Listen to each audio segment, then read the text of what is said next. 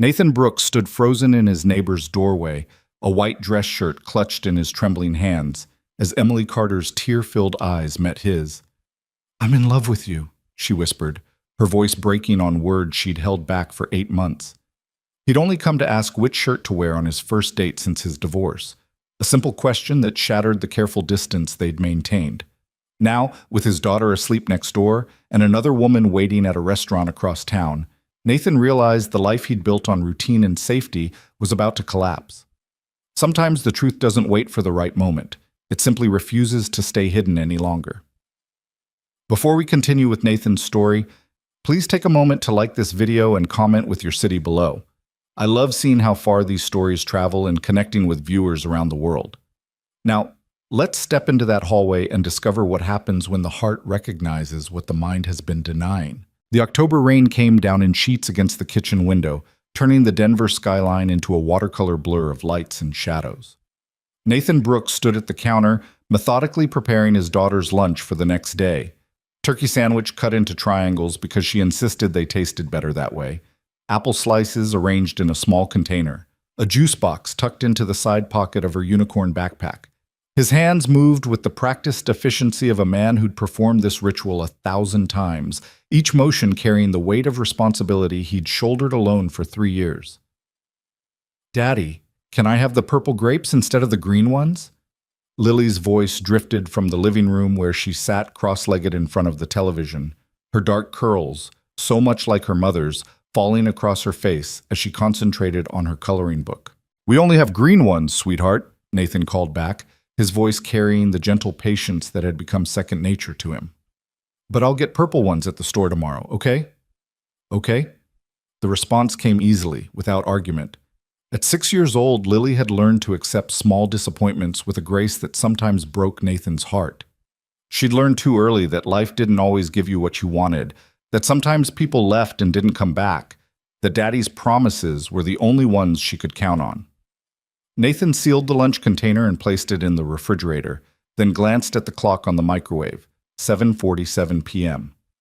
Bedtime was at 8:30, which meant bath time in 20 minutes, then story time, then the careful negotiation of just 5 more minutes that Lily had perfected into an art form.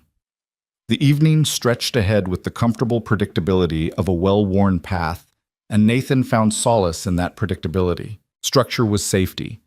Routine was armor against the chaos that had once torn his family apart. He moved into the living room and settled onto the couch beside his daughter, watching as she carefully colored inside the lines of a butterfly's wings. She'd chosen purple for one wing and blue for the other, her small tongue poking out slightly in concentration. These quiet moments were the ones Nathan treasured most, the space between dinner and bedtime when the world narrowed to just the two of them, when the pressures of single parenthood gave way to simple presence. "Is it pretty?" Lily held up the coloring book, her brown eyes seeking his approval with an intensity that never failed to move him. "It's beautiful, Lily. You're getting really good at staying in the lines." She beamed at the praise, then returned to her work with renewed focus. Nathan watched her for a moment longer, memorizing the curve of her cheek, the way her small fingers gripped the crayon, the pure concentration in her expression. 3 years ago, he'd stood in a hospital room holding this tiny person for the first time while his wife Sarah recovered from an emergency C-section. He'd made promises that day, to protect her, to provide for her, to be the father she deserved. What he hadn't known then was that within 2 years, he'd be keeping those promises alone. The divorce had been quiet, as divorces go. No dramatic fights, no thrown dishes, no screaming matches in lawyers' offices. Sarah had simply grown tired of motherhood, tired of the suburban life they'd built, tired of being married to a man whose idea of adventure was trying a new pizza place. She'd left on a Tuesday morning while Lily was at daycare, her goodbye note placed carefully on the kitchen counter next to the coffee maker. Brief, apologetic, final. She'd moved to Seattle with a man she'd met at her yoga studio, someone who represented spontaneity and freedom and all the things she felt she'd sacrificed by becoming a mother at 24.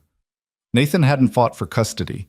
Sarah had made it clear she didn't want to be a primary parent, and he couldn't force someone to love their child the way they should. So he'd become both mother and father to Lily, learning to braid hair through YouTube videos, mastering the politics of playground friendships, becoming fluent in the language of 6-year-old girls. He'd moved them from the house in the suburbs to this smaller apartment closer to his work, rebuilding their life piece by piece into something stable and safe. The knock on the door pulled Nathan from his thoughts. He glanced at the clock again. 8 o'clock exactly. That would be Emily, returning the casserole dish he'd lent her last week. "Is that Miss Emily?" Lily's head popped up from her coloring, her face brightening with immediate joy. "Probably.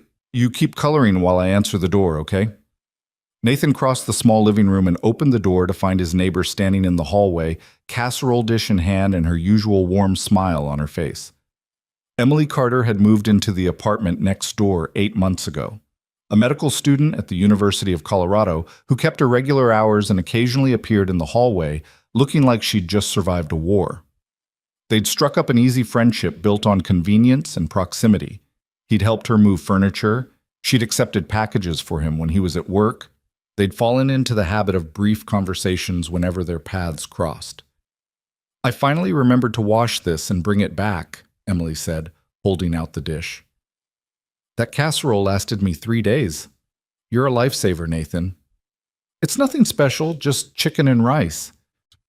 To someone who lives on vending machine coffee and granola bars, it's gourmet. Emily's auburn hair was pulled back in a messy bun, and she wore scrubs decorated with cartoon stethoscopes, her pediatrics rotation uniform. Despite the exhaustion evident in the shadows under her green eyes, she radiated a warmth that always seemed to brighten the dimly lit hallway. "How's Lily doing?" "Good. Currently creating a masterpiece with her crayons." Nathan took the dish, then hesitated, aware of the time but unwilling to be rude. "Do you want to come in for a minute? I just made coffee." "I wish I could, but I have to be at the hospital in an hour for a night shift." Emily glanced past him into the apartment where Lily sat, then back to his face. "Rain check?" "Sure. Get some rest when you can." Says the man who single-handedly parents a 6-year-old while working full-time. Emily's smile softened into something gentler, more knowing. "You're doing a great job, Nathan." "I hope someone tells you that regularly." The compliment landed with more weight than she probably intended. Nathan felt something shift in his chest, gratitude mixed with a loneliness he usually kept carefully contained. "Thanks, Em. That means a lot."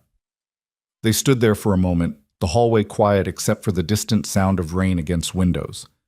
Emily opened her mouth as if to say something else, then seemed to think better of it. Instead, she offered a small wave and turned toward her own apartment door. Nathan closed his door and leaned against it briefly, casserole dish still in his hands. He thought about Emily's words, about someone telling him he was doing a great job. The truth was, most days he felt like he was barely keeping his head above water, managing rather than excelling, surviving rather than thriving. But Lily was happy and healthy and loved, and that had to be enough. "Daddy, bath time!" Lily's voice carried from the living room, her internal clock as reliable as any alarm. "Coming, sweetheart." The evening routine unfolded with its familiar choreography. Bath time with its negotiations over hair washing. Pajamas with the unicorns that Lily insisted brought good dreams. 2 stories instead of 1 because she'd eaten all her vegetables at dinner. The ritual of tucking in, of smoothing back dark curls, of answering the same questions she asked every night. "Daddy, will you be here when I wake up?" "I'll always be here when you wake up, Lily B. Promise?" "Promise." "Even when I'm a grown-up?" Nathan smiled, his heart constricting with love and the bittersweet knowledge that one day this question would no longer be asked. "Even when you're a grown-up. Now close those eyes. Morning comes faster when you sleep." "Will you leave the door open a little?" "Just like always." He adjusted the door to leave a slice of light from the hallway falling across her bed, then stood watching as her breathing gradually deepened into sleep. This was the hardest part of every day, the moment when his responsibilities ended and his solitude began. The apartment stretched before him, empty and quiet except for the sound of rain and his own thoughts. Nathan moved through the apartment, tidying up with automatic movements. Crayons returned to their box. Coloring books stacked neatly on the shelf. Lily's backpack positioned by the door for the morning. The casserole dish washed and dried. Each task completed brought him closer to the moment when there would be nothing left to do but sit with himself and that was always the moment he dreaded most. He settled onto the couch with his laptop, checking emails and scrolling through news he barely absorbed. This was his life now. Work and Lily, Lily and work, with small moments of neighborly kindness breaking up the monotony. He dated once since the divorce, a brief and uncomfortable dinner with a woman from the electrical supply company who'd spent the entire evening talking about her ex-husband. He hadn't tried again. Dating required energy he didn't have and hope he couldn't afford. Besides, what woman wanted to take on a single father with a 6-year-old daughter and a life built entirely around routine? His phone buzzed with a text message. Nathan glanced at the screen, expecting something work-related, then felt his stomach drop slightly as he read the name. Marcus Chen, his oldest friend from college, and the person most likely to disrupt his carefully maintained equilibrium. The message was simple. Dude, it's been 3 years. You need to get back out there. My cousin just moved to Denver. She's smart, funny, and I already told her about you. Dinner this Saturday? Say yes before you overthink it. Nathan stared at the message, his thumb hovering over the keyboard. His first instinct was to decline, to list the 100 reasons why dating was impractical and complicated, and something he simply didn't have bandwidth for. But another part of him, a quieter, lonelier part, whispered that maybe Marcus was right. Maybe 3 years was long enough to hide behind his responsibilities.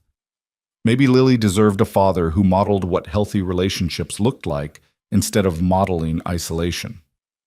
Before he could talk himself out of it, he typed back, "Okay, Saturday, but somewhere casual."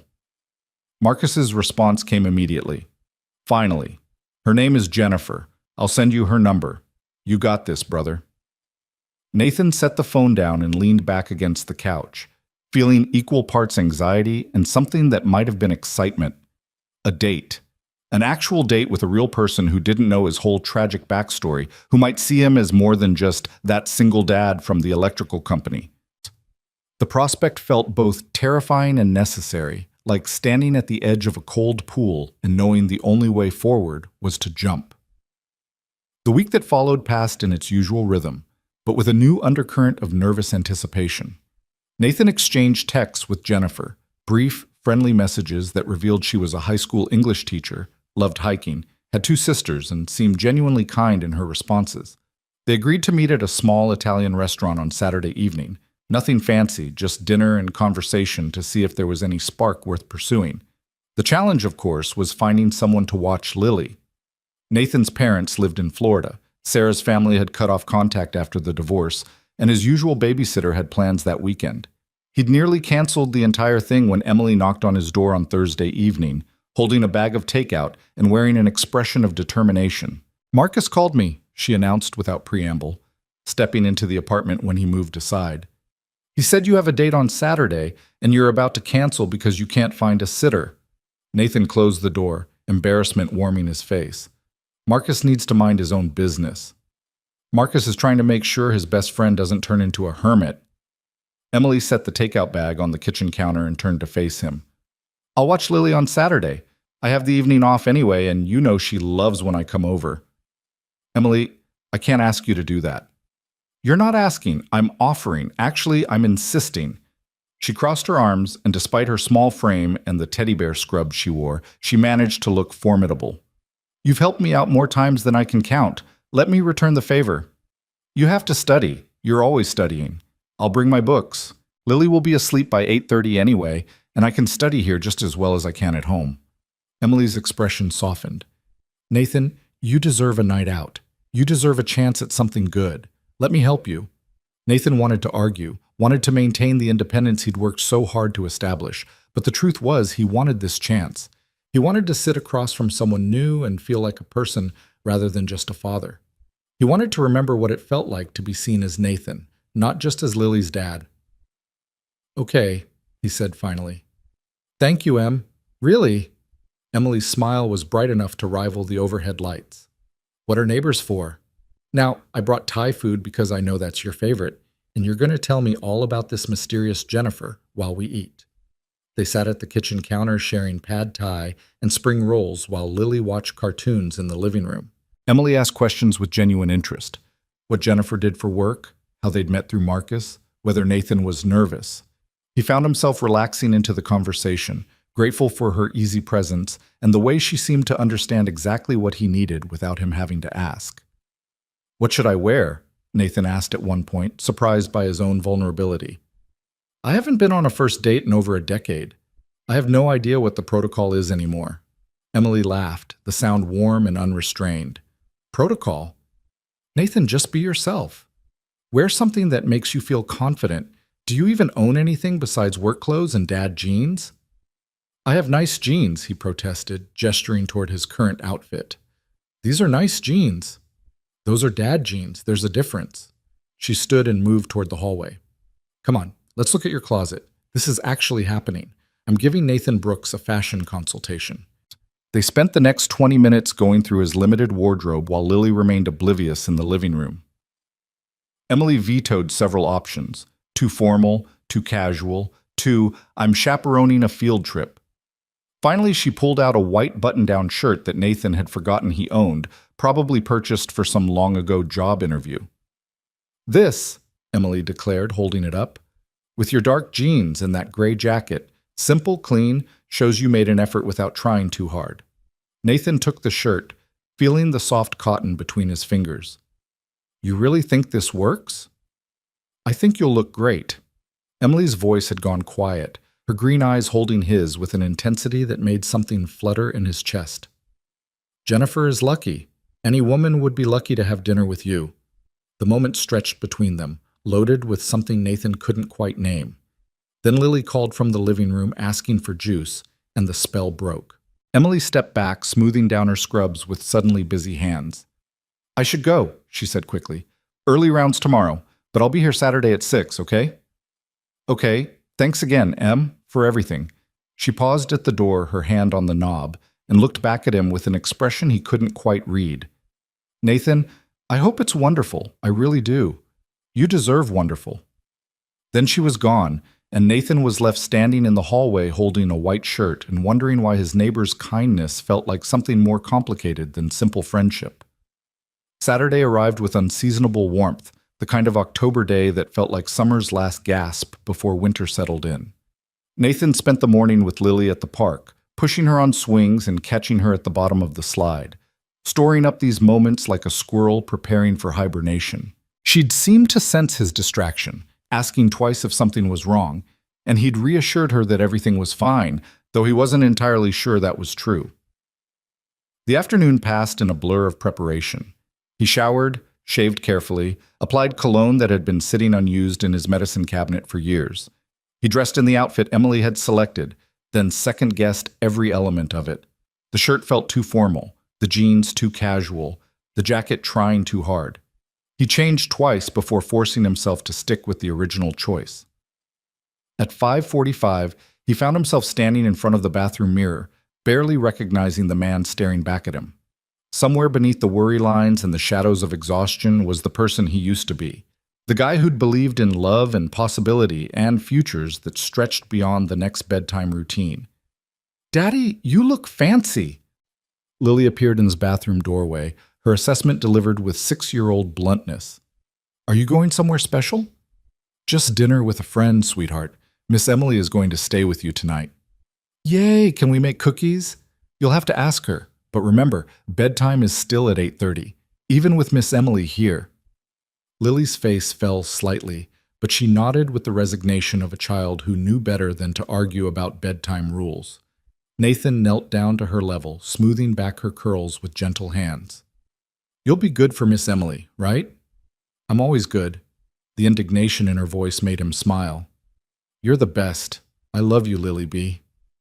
"I love you too, Daddy." She threw her arms around his neck, her small body warm and solid against him. "Have fun at dinner." The doorbell rang exactly at 6 o'clock.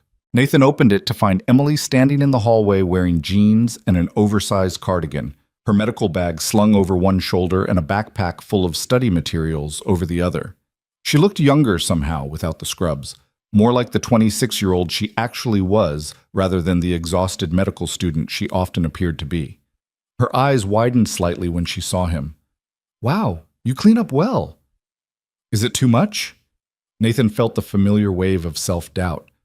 "I can change. It's perfect. You look... She paused, something flickering across her face. You look really good, Nathan. She's going to be blown away. Lily came barreling into the entryway, crashing into Emily's legs with the force of a small, enthusiastic torpedo. Miss Emily, can we make cookies? We can definitely make cookies, Emily laughed, ruffling Lily's hair. But first, let's let your dad finish getting ready so he's not late. Nathan grabbed his wallet and keys, then ran through the mental checklist he'd prepared. Emergency numbers on the refrigerator. Lily's bedtime routine written out.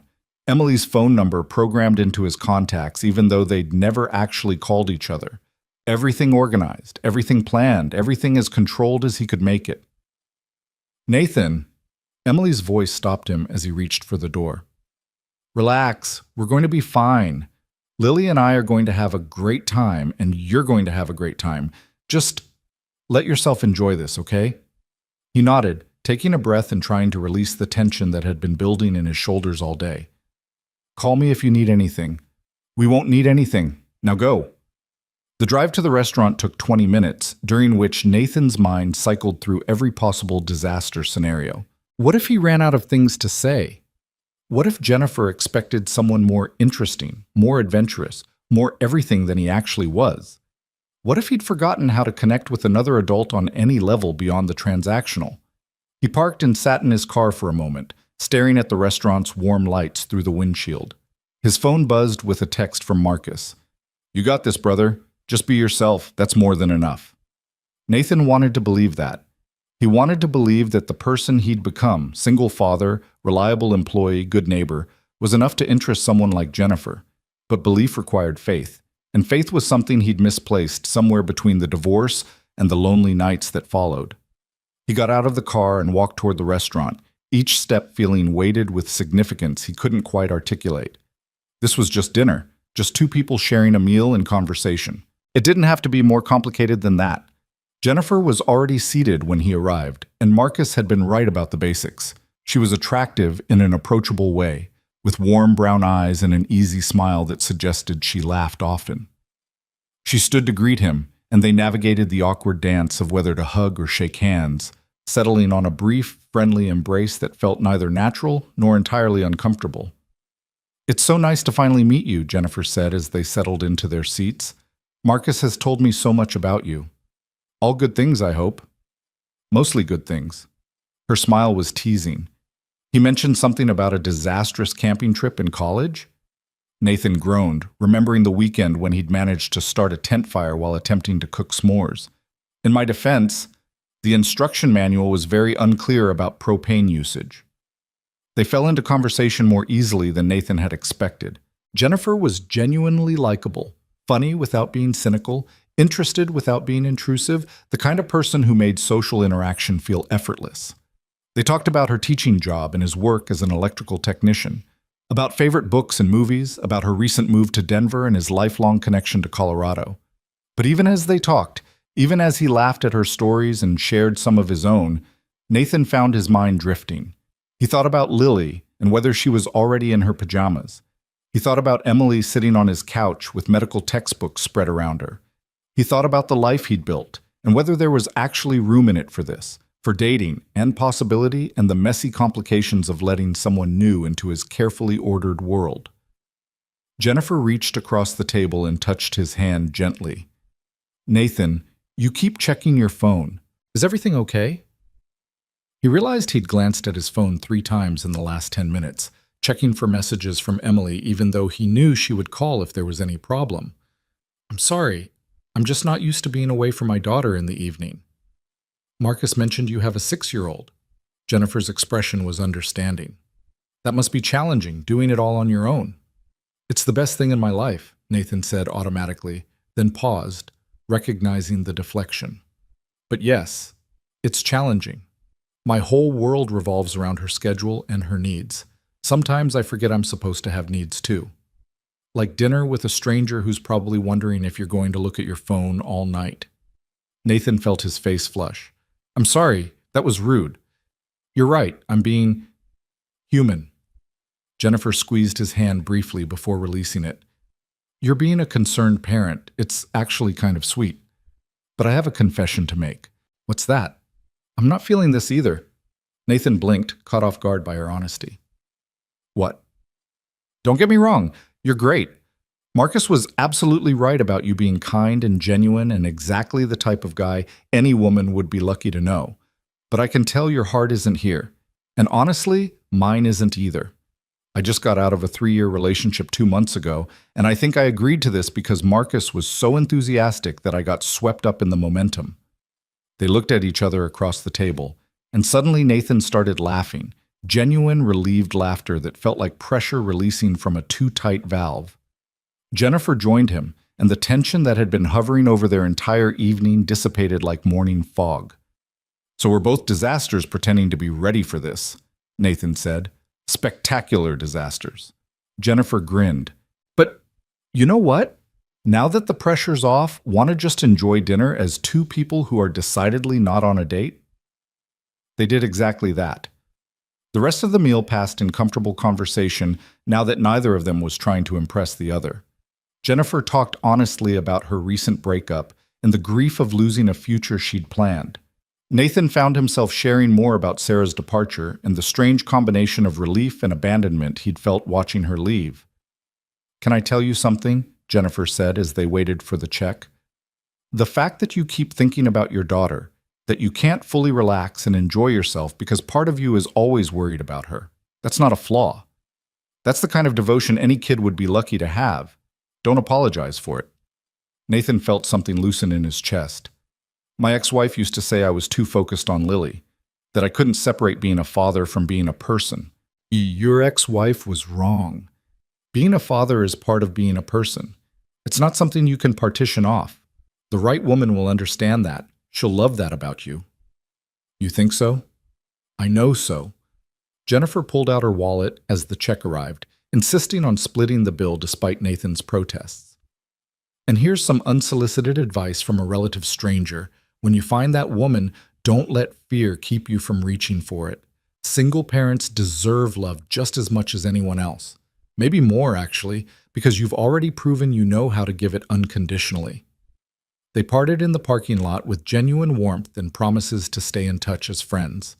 Nathan sat in his car for a moment, processing the strange evening, how a failed date had somehow become exactly what he needed. Jennifer was right. He wasn't ready for this. But maybe that was okay.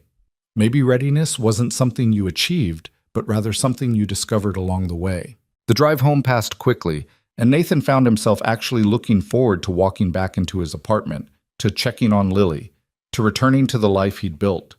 It might be small and quiet and revolve entirely around a 6-year-old's schedule, but it was his, and that meant something. He climbed the stairs to his floor and paused outside his door, hearing voices inside. Emily's low murmur and Lily's sleepy responses. It was past 8:30, which meant his daughter should have been asleep, but he couldn't bring himself to be annoyed. Instead, he felt grateful. For Emily's presence, for her willingness to help, for the way she'd become woven into the fabric of their daily life without him quite noticing when or how. Nathan took a breath, preparing to knock, then realized he'd left his key with Emily earlier. He should knock. That would be the normal thing to do. But something made him hesitate, made him take a moment just to stand in the hallway and gather himself before stepping back into his real life. The door opened before he could decide, and Emily stood there looking startled. "Oh, I heard footsteps and thought, how did it go?" It was, Nathan paused, searching for the right word. Educational. Emily's eyebrows rose. Educational? That's not usually how people describe good dates. Is Lily asleep? Finally, she negotiated 3 extra stories and insisted we make cookies even though it was already past her bedtime. We compromised on slice and bake cookies and 2 stories. Emily stepped back to let him in, and Nathan moved past her into the familiar space of his apartment. Everything looked the same but felt different somehow. The kitchen was clean but showed evidence of cookie making, a dusting of flour on the counter, the smell of vanilla hanging in the air. Lily's door was open just a crack, exactly how she liked it. Emily's study materials were spread across the coffee table but neatly organized, as if she'd been careful not to disturb the normal flow of their space. "Thank you for watching her," Nathan said, setting his keys on the counter, "and for apparently letting her stay up past bedtime." She promised it was a special occasion. Emily's smile was slightly sheepish. I'm a total pushover. I'm going to be a terrible parent someday. You're going to be a great parent. You already are with your patients, from what you've told me. They stood there in the kitchen, the overhead light casting soft shadows across Emily's face. She'd taken her hair down from its earlier bun, and it fell in waves past her shoulders, catching the light in shades of auburn and copper. For the first time, Nathan noticed how tired she looked. Not just the physical exhaustion of medical school, but something deeper, something that lived behind her eyes and showed in the careful way she held herself. "So, are you going to tell me about this educational date?" Emily asked, leaning against the counter with her arms crossed. "Or do I have to guess?" "There's not much to tell. Jennifer is great, funny, smart, easy to talk to. We decided we're better suited as friends than anything romantic." "Already? You were only gone 2 hours. Sometimes you just know." Nathan moved to the refrigerator and pulled out 2 bottles of water, handing one to Emily. "Neither of us was really ready. We spent most of dinner talking about why we weren't ready, which was probably the most honest conversation I've had in months."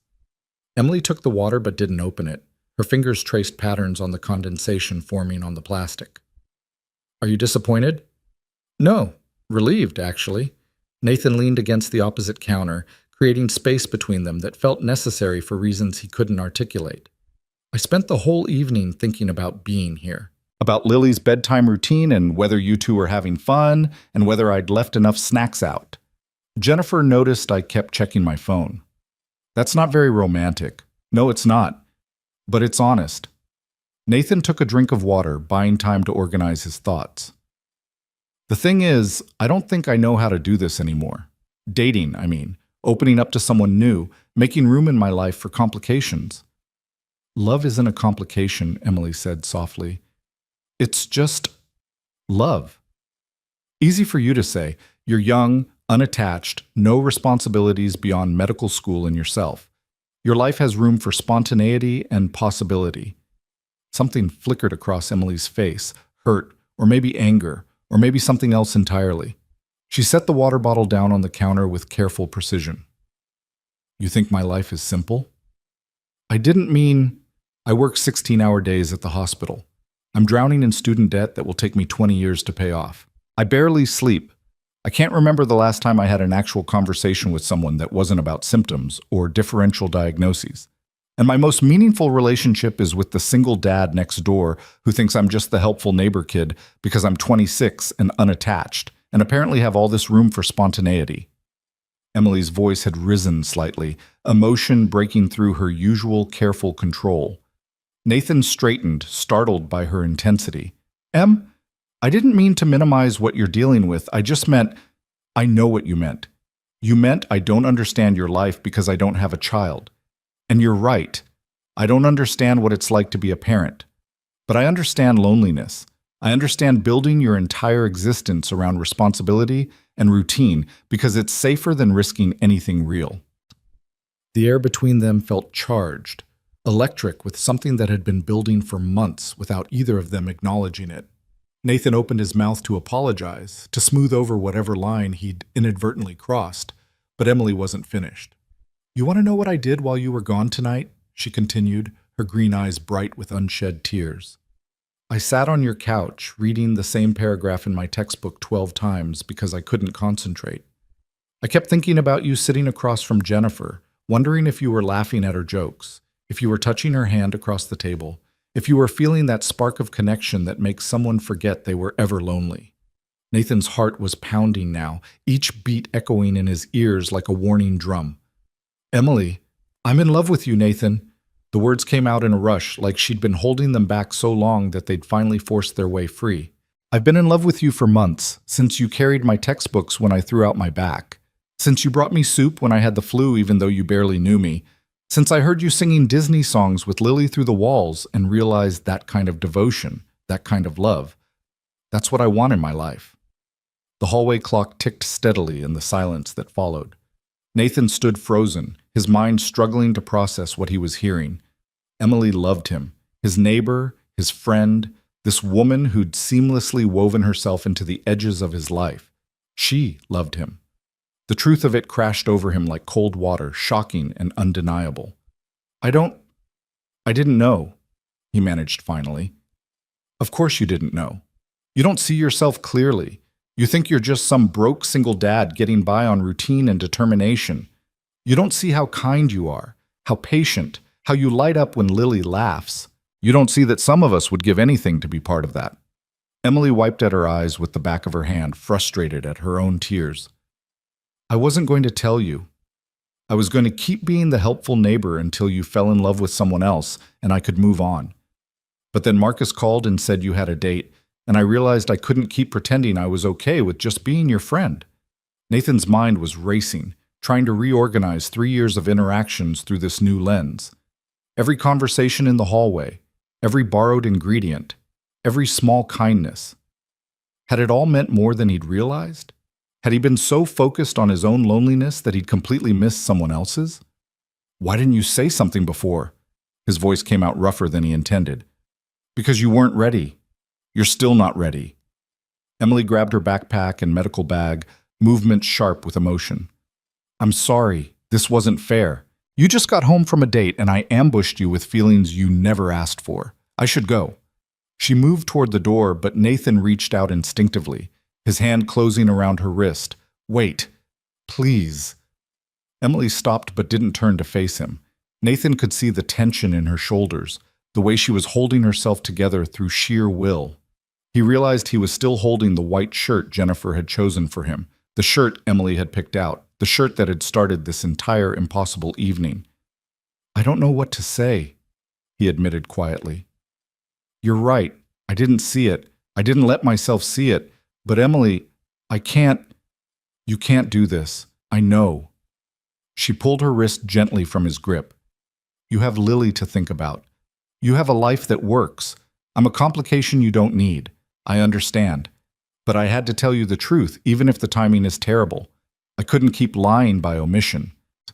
She opened the door, and the hallway light spilled into the apartment, harsh and unforgiving. Emily paused on the threshold, her back still to him, her voice so quiet he almost missed her next words. For what it's worth, I hope you find someone who makes you as happy as you make everyone around you. You deserve that, Nathan, even if it's not me. Then she was gone, the door closing with a soft click that felt unnaturally loud in the sudden silence. Nathan stood in his kitchen, white shirt still clutched in his hands, his mind spinning with questions that had no easy answers. Through the thin wall separating their apartments, he could hear Emily moving around, the sound of her dropping her bags, the muffled sound that might have been crying or might have been nothing at all. He looked down at the shirt, this simple piece of clothing that had somehow become the catalyst for upending his carefully constructed life. He'd put it on hoping to feel like someone other than just Lily's dad. Instead, he'd ended the evening more confused than ever about who he actually was and what he actually wanted. The apartment felt different now, charged with possibility and danger in equal measure. Nathan moved through the familiar space, checking on Lily, who slept peacefully, unaware of the adult complications unfolding around her, tidying the kitchen where hours ago Emily had stood making cookies with his daughter, returning to the living room where her study materials had been spread out. He picked up one of her textbooks, a massive tome on pediatric medicine with her neat notes filling the margins. She'd written, "Remember why you're doing this," on the inside cover, the words slightly smudged as if she'd traced them repeatedly with her finger. Nathan set the book down carefully, feeling like he'd glimpsed something private and precious, a window into Emily's determination, her exhaustion, her hope. His phone buzzed with the text from Marcus. "How did it go? Jennifer said you two hit it off." Nathan stared at the message, unsure how to respond. How could he explain that the date had been fine but irrelevant, that the real earthquake had happened after he came home, that his neighbor had just confessed she was in love with him and he had no idea what to do with that information? He turned off his phone and moved to the window, looking out at the Denver skyline blurred by rain that had started falling again. Somewhere out there, people were making choices that would change their lives. They were taking risks and making mistakes, and occasionally finding exactly what they needed in the last place they thought to look. But Nathan Brooks had learned to be careful. He'd learned that risk led to pain, that hope was dangerous, That the safest thing was to keep your world small and manageable and focused on the one person who truly depended on you. Lily needed stability, not chaos. She needed routine, not complication. She needed a father who knew what he was doing, not one who was fumbling through emotions he'd spent 3 years trying not to feel. He pressed his forehead against the cool glass and closed his eyes, and in the darkness behind his eyelids, all he could see was Emily's face. Her green eyes bright with tears, her voice breaking on words she'd held back for months. "I'm in love with you." 4 simple words that changed everything and nothing all at once. Nathan stayed at the window for a long time, listening to the rain and the quiet sounds of his daughter sleeping, and the echoing silence of his own heart trying to decide what truth it was ready to admit. The rain continued through the night, a steady percussion against the windows that matched the restless rhythm of Nathan's thoughts. He'd finally gone to bed around 2 in the morning, but sleep remained elusive, his mind replaying Emily's confession in an endless loop. By the time pale dawnlight filtered through his bedroom curtains, he'd examined every interaction they'd ever had, searching for signs he'd missed, moments that should have told him the truth about her feelings. The alarm went off at 6:30, its cheerful chime mocking his exhaustion. Nathan dragged himself out of bed and went through the morning routine on autopilot, coffee brewing, Lily's breakfast prepared, her lunch packed with the purple grapes he'd remembered to buy. When his daughter emerged from her bedroom with sleep-tousled hair and her favorite stuffed bunny clutched under one arm, Nathan felt a surge of gratitude for the normalcy she represented. "Morning, Lily B. Sleep well?" "I had a dream about cookies." Lily climbed onto her chair at the kitchen table, swinging her legs happily. "Miss Emily and I made the best cookies last night. Did you have fun at your dinner?" Nathan poured cereal into her bowl, adding milk with careful precision. "It was nice. Jennifer is a good person." "Are you going to see her again?" The question was innocent, delivered with the straightforward curiosity of childhood, but it hit Nathan like a physical blow. He thought about Jennifer's parting advice, about finding someone who would understand his devotion to Lily, about not letting fear keep him from reaching for love. But love was already standing next door, and he had no idea what to do about it. "Probably just as friends, sweetheart. Sometimes that's how things work out." Lily accepted this with a shrug and attacked her cereal with enthusiasm. Nathan stood at the counter drinking his coffee and watching her, this small person who'd become his entire world. What kind of man would he be if he let his own confusion about Emily disrupt the stability he'd worked so hard to build? What kind of father would he be if he brought romantic complications into a life that functioned perfectly well as it was? The sound of a door opening and closing in the hallway made Nathan's heart jump. He moved to the kitchen window that overlooked the parking lot and saw Emily heading to her car, medical bag slung over her shoulder, her posture rigid with tension even from 3 floors up. He watched her get in and drive away, and the relief he felt was immediately chased by guilt. When had he become the kind of person who was relieved to avoid someone who cared about him? The week that followed established a new and uncomfortable pattern. Emily's schedule at the hospital seemed to shift, or perhaps she was actively avoiding him. Either way, their paths no longer crossed in the hallway or parking lot. The casual rhythm of their friendship had been disrupted, replaced by silence that felt deliberate and painful. Nathan told himself it was for the best, that distance would help both of them move past whatever had sparked between them on Saturday night. But the apartment felt lonelier now, and he found himself listening for sounds through the wall that separated their units, straining to hear evidence of her presence. On Wednesday evening, Lily asked if Miss Emily could come over for dinner. Nathan made excuses about Emily being busy with work, about medical students having unpredictable schedules. His daughter accepted this explanation with the trusting acceptance of a 6-year-old, but the question made Nathan realize how much Emily had become part of their lives, how her absence left a noticeable gap. Thursday brought an unexpected cold snap, October temperatures plummeting as the first real hint of winter swept through Denver. Nathan came home from work to find his apartment barely warmer than the hallway, the heating system making ominous clicking sounds without producing any actual heat. He spent an hour troubleshooting the thermostat and checking the furnace before admitting defeat. This was beyond his expertise as an electrical technician. This required an HVAC specialist, and probably an expensive one. "Daddy, I'm cold!" Lily stood in the living room wrapped in her comforter, looking small and miserable. The temperature inside had dropped to 58 degrees, and Nathan could see his breath when he exhaled. I know, sweetheart. I'm going to fix it, okay? Why don't you put on your warmest pajamas and we'll have hot chocolate while I figure this out?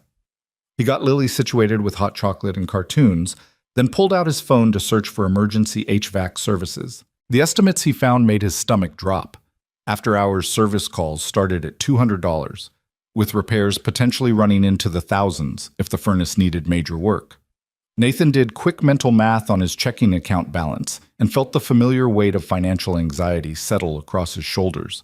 He could cover an emergency repair, but it would mean no cushion for the rest of the month, no margin for error if something else went wrong. A soft knock on his door interrupted his spiraling thoughts. Nathan opened it to find Emily standing in the hallway, wearing an oversized sweatshirt and holding what looked like a space heater. I heard your furnace trying to start up through the wall, she said without preamble, not quite meeting his eyes. It sounds like the igniter might be shot. I have an extra space heater you can use tonight, and I know a guy who does HVAC repairs for reasonable rates. He owes me a favor. Nathan stared at her, awareness washing over him in waves. Awareness of her kindness despite everything that had happened between them. Awareness of how much he'd missed seeing her face these past few days. Awareness of how naturally she'd stepped in to help without being asked. Emily, you don't have to. I know I don't have to. I want to. She held out the space heater, and Nathan had no choice but to take it. Give me a minute, and I'll get you his number. He's usually pretty good about same-day service if you call him in the morning. She disappeared into her apartment before Nathan could form a proper response. He stood holding the space heater, feeling its weight as both practical gift and metaphor for everything complicated between them. When Emily returned, she handed him a piece of paper with a name and number written in her neat handwriting. Tell him Dr. Carter referred you. He'll take care of you. Emily finally looked directly at him, and Nathan saw the careful control in her expression, the way she was holding herself together through sheer force of will. How's Lily doing with the cold? She's okay. Hot chocolate and cartoons. Good. Kids are resilient. Emily stepped back toward her door, creating distance. I should go. Early shift tomorrow. Wait. Nathan's voice stopped her, though he had no idea what he actually wanted to say. Thank you felt inadequate. I'm sorry felt presumptuous. I miss you felt dangerous. Emily waited, her hand on her doorknob, her green eyes guarded. The hallway stretched between them like a chasm, 10 feet that might as well have been 10 miles. Thank you, Nathan said finally, knowing it wasn't enough but unable to find words that would be. For the heater and the referral, for helping even though things are weird between us. Things don't have to be weird, Emily said quietly. I told you how I feel. You can't return those feelings. That's allowed to just be what it is. We're adults. We can handle awkward. Can we? Nathan heard the vulnerability in his own question. Because I don't want to lose you as a friend. I don't want you to stop being part of our lives. Something flickered across Emily's face, pain or hope or some mixture of both. I don't want that either, but I need some space right now, Nathan. I need to figure out how to be your friend without wanting more than you can give me. Can you understand that?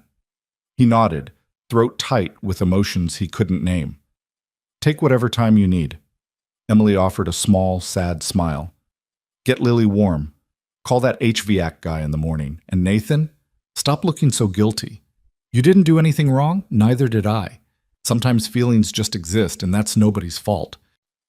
She went into her apartment and closed the door gently, leaving Nathan standing in the hallway holding a space heater and a piece of paper, and the growing realization that doing nothing was its own kind of choice, its own kind of statement.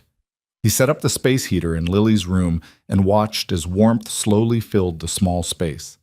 His daughter had fallen asleep on the couch, exhausted by the cold and the late hour.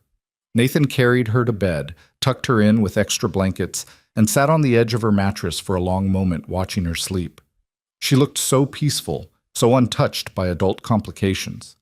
He wanted to keep her that way forever, protected in a bubble where divorce and loneliness and confused feelings couldn't reach her. But life didn't work that way. Lily would grow up, would have her own heartbreaks and disappointments, would learn that love was complicated and people left and nothing stayed safe forever. The best he could do was model integrity, show her what it meant to be kind even when things were hard, demonstrate that caring for people mattered more than protecting yourself from pain.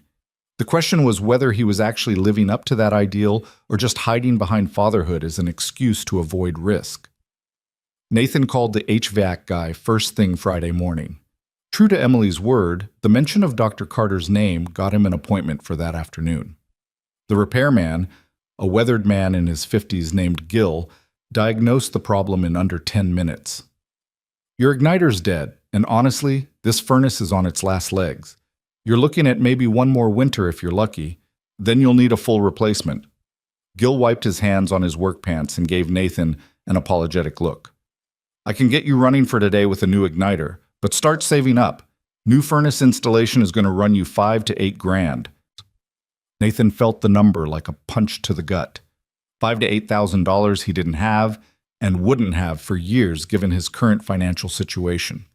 He thought about Sarah in Seattle with her new husband, probably living in a house with a furnace that worked perfectly, never worrying about whether her daughter was warm enough at night. Do what you need to do to get it running, Nathan said, pushing down the anxiety. And thanks for coming out so quickly. Thank Emily. That girl's got a heart bigger than the whole hospital. Gil pulled tools from his bag and got to work. She helped my grandson when he was in the pediatric ward last year. Stayed after her shift ended just to read him stories when my daughter had to work. We don't forget kindness like that in my family. Nathan watched Gil work, his mind stuck on this glimpse into Emily's life outside their hallway interactions. Of course she stayed late to read to sick children. Of course she went out of her way to help people who needed it. That was who she was. Someone who gave more than she took, who saw needs and filled them without being asked, who loved with a generosity that made Nathan's careful distance feel small and selfish. The furnace roared to life with a clunking sound that didn't inspire confidence, but warm air began flowing through the vents. Gil packed up his tools and gave Nathan the damage report. $350, which was less than Nathan had feared, but still enough to make his budget tight for the next few weeks. Give Emily my regards, Gil said as he headed out, and take care of that girl. Not many like her in the world. The comment hung in the air after Gil left. Nathan stood in his apartment with heat finally flowing and found himself thinking about taking care of Emily, not in the way Gil probably meant, but in the way that mattered. Who took care of her when she worked 16-hour shifts? Who made sure she ate something besides vending machine food? Who listened to her fears about whether she'd be a good doctor, whether she was smart enough, whether the crushing debt and exhaustion would be worth it? He'd been so focused on maintaining his own boundaries that he'd never considered whether Emily had anyone looking out for her the way she looked out for everyone else. That evening, Nathan made twice as much dinner as he and Lily needed. He told himself it was practical, that leftovers would save him time tomorrow. But when he knocked on Emily's door at 7:30 holding a covered dish of chicken pasta, he knew he was lying to himself about his motivations. Emily answered the door in scrubs decorated with cartoon pandas, her hair pulled back in a messy bun, exhaustion written across every line of her face. Her eyes widened when she saw him. Nathan, hi. I made too much dinner. He held out the dish, the lie feeling obvious even to himself. Thought you might want some. Gil said to give you his regards, by the way. Emily took the dish, her fingers brushing his briefly in the exchange. You didn't have to do this. I know, but you helped me with the heater and the referral, and this seems like a small way to say thank you. Nathan shifted his weight, suddenly unsure of himself. Also, I wanted to check if you're okay. You look exhausted. 72-hour rotation in the ER. I think I've forgotten what sleep feels like. Emily leaned against her doorframe, and Nathan could see her struggling to maintain her usual composure. But I'm okay, or I will be once I eat something that isn't from a vending machine and sleep for approximately 15 hours straight. When's your next shift? Not until Monday evening, thank God. They stood there in the hallway, the covered dish of pasta between them like a peace offering, or maybe a question neither of them knew how to answer. Nathan could hear his television through his apartment door, Lily watching her evening cartoons before bath time. Normal life continuing in its normal way while he stood in the hallway, having a conversation that felt weighted with all the things they weren't saying. I should let you eat and rest, Nathan said finally. Yeah. Emily didn't move. Nathan, can I ask you something? When you look at me, what do you see? The question caught him completely off guard. Nathan studied her face, the spray of freckles across her nose, the green eyes that always seemed to see more than people intended to show, the vulnerability she was allowing him to witness despite everything that had happened between them. "I see someone who cares too much," he said honestly. "Someone who gives pieces of herself away to everyone who needs her and probably doesn't leave enough for herself. Someone who's brilliant and kind and stronger than she knows." Emily's eyes filled with tears. "That's not what I meant. I meant, do you see a kid? Some naive medical student who doesn't understand real life? Or do you see a woman?" Nathan's breath caught. He understood suddenly what she was really asking, whether his inability to return her feelings was about her or about his own fear, whether he saw her as someone who could share his life or just as the helpful neighbor who wasn't complicated enough to matter. "I see a woman," he said quietly. "I see someone who deserves everything good. I see someone who scares me because getting close to you would mean risking the stability I've built for Lily, and I don't know if I'm brave enough for that." Honesty. Emily wiped at her eyes with the back of her hand. "I appreciate honesty. I'm not good at this, I'm not good at navigating feelings or knowing the right thing to say, but I need you to know that when I said I didn't see what you felt, it wasn't because you're not worth seeing. It was because I've spent 3 years training myself not to look, not to want, not to hope for anything beyond getting through one day at a time." "I know," Emily said softly. "I know you're scared. I'm scared too. Loving someone who can't love you back is terrifying, but at least I was brave enough to tell you the truth. At least I didn't hide behind excuses." The words stung because they were accurate. Nathan had been hiding, behind Lily, behind his responsibilities, behind the comfortable story that he was just doing what was best for his daughter. But maybe what was best for Lily was seeing her father live fully rather than carefully, take risks rather than play it safe, model what it meant to be open to love even when love felt impossible. "You're right," Nathan admitted. "I have been hiding. And you were brave. I'm sorry I couldn't give you the response you deserved. You gave me honesty. That's something." Emily straightened up from her doorframe, pulling herself together visibly. "I should eat this before it gets cold. Thank you for dinner, Nathan, and for the conversation. I needed to hear that you see me, even if you can't feel what I feel. For what it's worth, I wish I could be braver.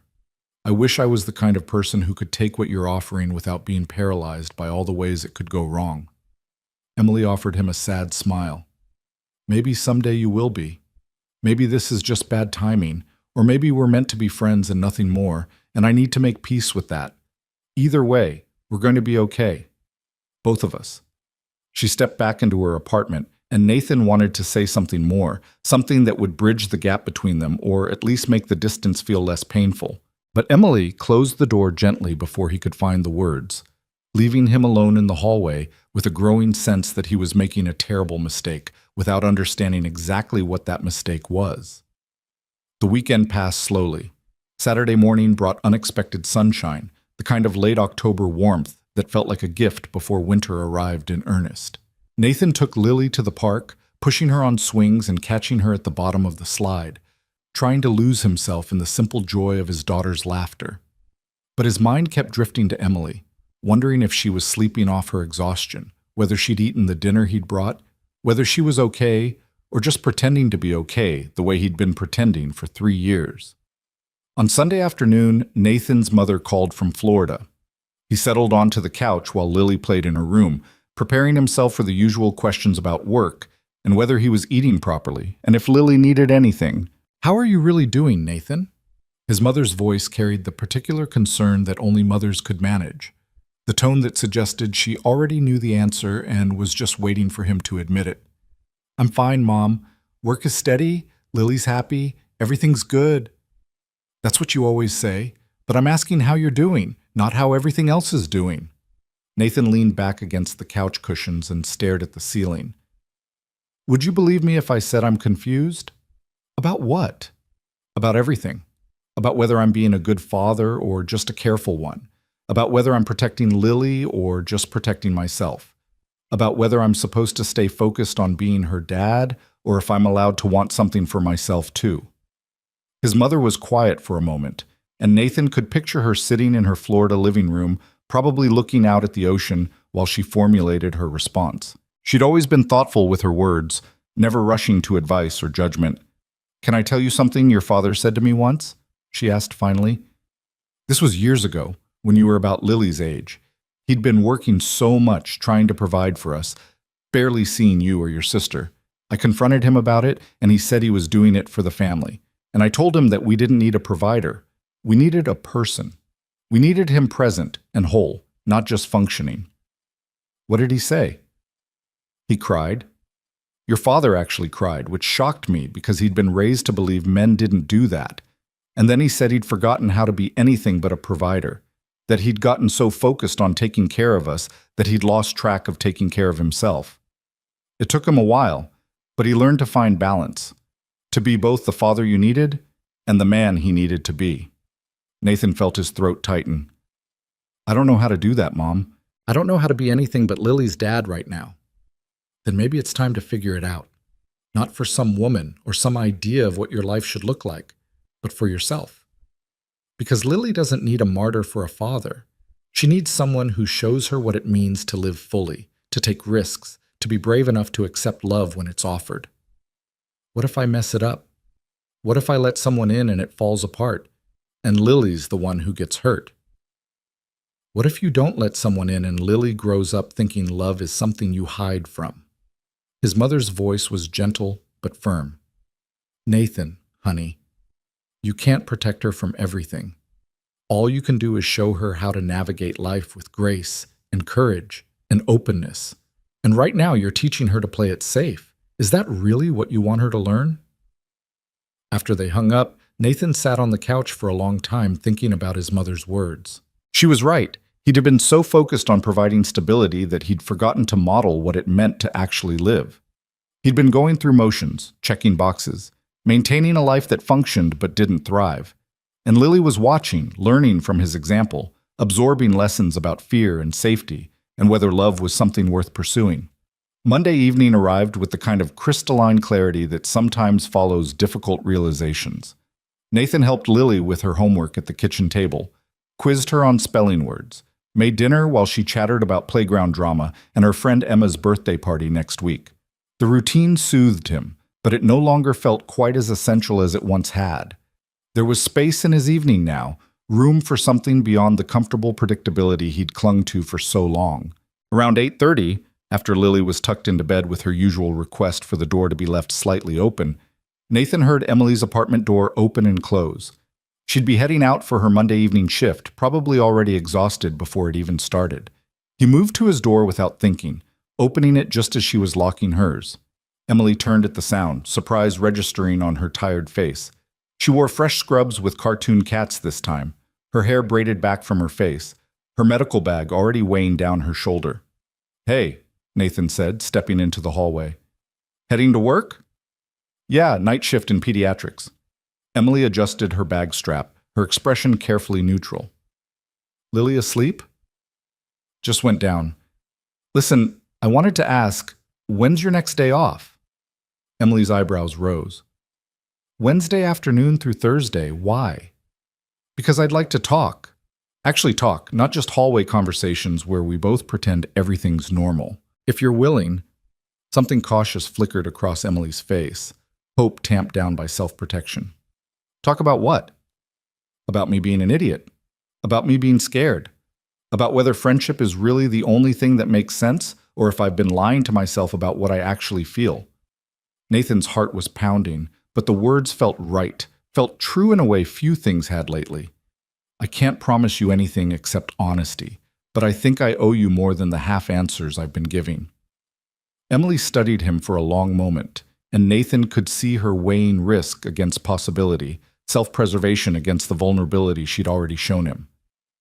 "Okay," she said finally. "Wednesday evening, come by around 7? I'll bring dinner. You don't have to, but I want to. Let me do this one thing right." Emily's smile was small but genuine, the first real smile she'd given him since her confession. "Okay, Wednesday at 7. Don't bring anything too heavy. I've been craving Thai food for about 3 weeks straight." "Thai food I can do." They stood in the hallway for another moment, something shifting between them like a door opening just slightly. letting in light and possibility and the faint promise of something that hadn't existed before. Then Emily checked her watch and grimaced. I need to go or I'll be late. See you Wednesday, Nathan. Be safe. She headed down the stairs and Nathan stood watching until she disappeared around the corner. Then he went back into his apartment and closed the door, leaning against it with his heart still racing. He'd taken a step, small, uncertain, but definitely forward. He'd acknowledged that there was something between them worth examining, worth risking the safety of his carefully constructed routine to explore. The question now was whether he'd have the courage to follow through on Wednesday, or whether fear would win out the way it had so many times before. Tuesday crawled past with agonizing slowness. Nathan went through work on autopilot, his mind constantly drifting to the conversation he'd promised Emily. What would he say? What was he actually feeling? Was it possible he'd been in love with her for months without recognizing it, too focused on his own isolation to see what was right in front of him? That evening, after Lily was asleep, Nathan did something he hadn't done since the divorce. He called Marcus. This better be important, Marcus answered, his voice carrying the mock irritation of someone who was actually glad to hear from a friend. I'm in the middle of destroying my cousin at Mario Kart. I think I'm in love with Emily, Nathan said without preamble. Silence on the other end of the line. Then, I'm sorry, what? Emily, my neighbor, the medical student who watched Lily last Saturday. I think I might be in love with her, and I have no idea what to do about it. Okay, backing up. What happened to Jennifer? I thought you two hit it off.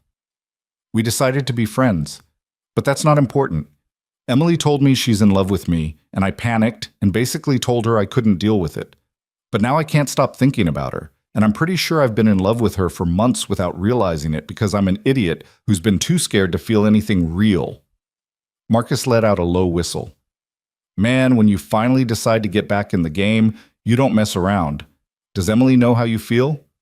Not yet. We're supposed to talk on Wednesday. I'm terrified. Of course you're terrified. Love is terrifying. But here's the thing, Nathan, you're already in love with her. The scary part isn't figuring out your feelings. The scary part is deciding whether you're brave enough to do something about them. What if it doesn't work out? What if we try this and it falls apart, and then I've lost her as a friend and Lily's lost her too and everything becomes messy and complicated? What if it does work out, Marcus countered. What if you take the risk and find out that love is actually worth the complications? What if Lily gets to see her dad be happy and whole instead of just functional? What if you stop running from the best thing that's happened to you in years? Nathan was quiet, absorbing his friend's words. In the background, he could hear the sounds of Mario Kart and someone, probably Jennifer, shouting good-natured trash talk. I don't know how to do this, Nathan admitted quietly. I don't know how to open up to someone, how to let them into the life I've built for Lily. I don't know how to be vulnerable without feeling like I'm putting my daughter at risk. Then figure it out. Talk to Emily. Be honest about your fears. See if you can find a way forward that works for both of you. Marcus paused, his voice softening. Brother, you've been alone for 3 years. You've been an amazing father, but you've also been lonely as hell and too stubborn to admit it. Emily cares about you. She cares about Lily. That's not something to run from. That's something to run toward. After they hung up, Nathan sat with his phone in his hand, thinking about running towards something instead of away from it. His entire life since the divorce had been about creating distance, from pain, from risk, from the possibility of being hurt again. But distance was its own kind of hurt, its own kind of failure. Maybe it was time to close the gap, to take the chance, to believe that love could be built on something stronger than fear. Wednesday arrived with the weight of significance. Nathan left work early, picked up Lily from school, and spent the afternoon being as present as possible, helping with homework, playing board games, reading extra stories before dinner. He wanted these moments with her to feel complete and whole, wanted to give her the attention she deserved before his mind inevitably drifted to the conversation awaiting him later. At 5:30, Marcus showed up to stay with Lily. Nathan had called him that morning asking for the favor, and his friend had agreed immediately, apparently invested now in seeing how this would play out. Uncle Marcus! Lily threw herself at Marcus with the enthusiasm reserved for favorite adults who appeared too infrequently. Hey, troublemaker, I hear we're having a sleepover tonight. Think you can beat me at Candyland? I always beat you at Candyland. That's because you cheat. Do not. Nathan watched them with gratitude and a touch of anxiety.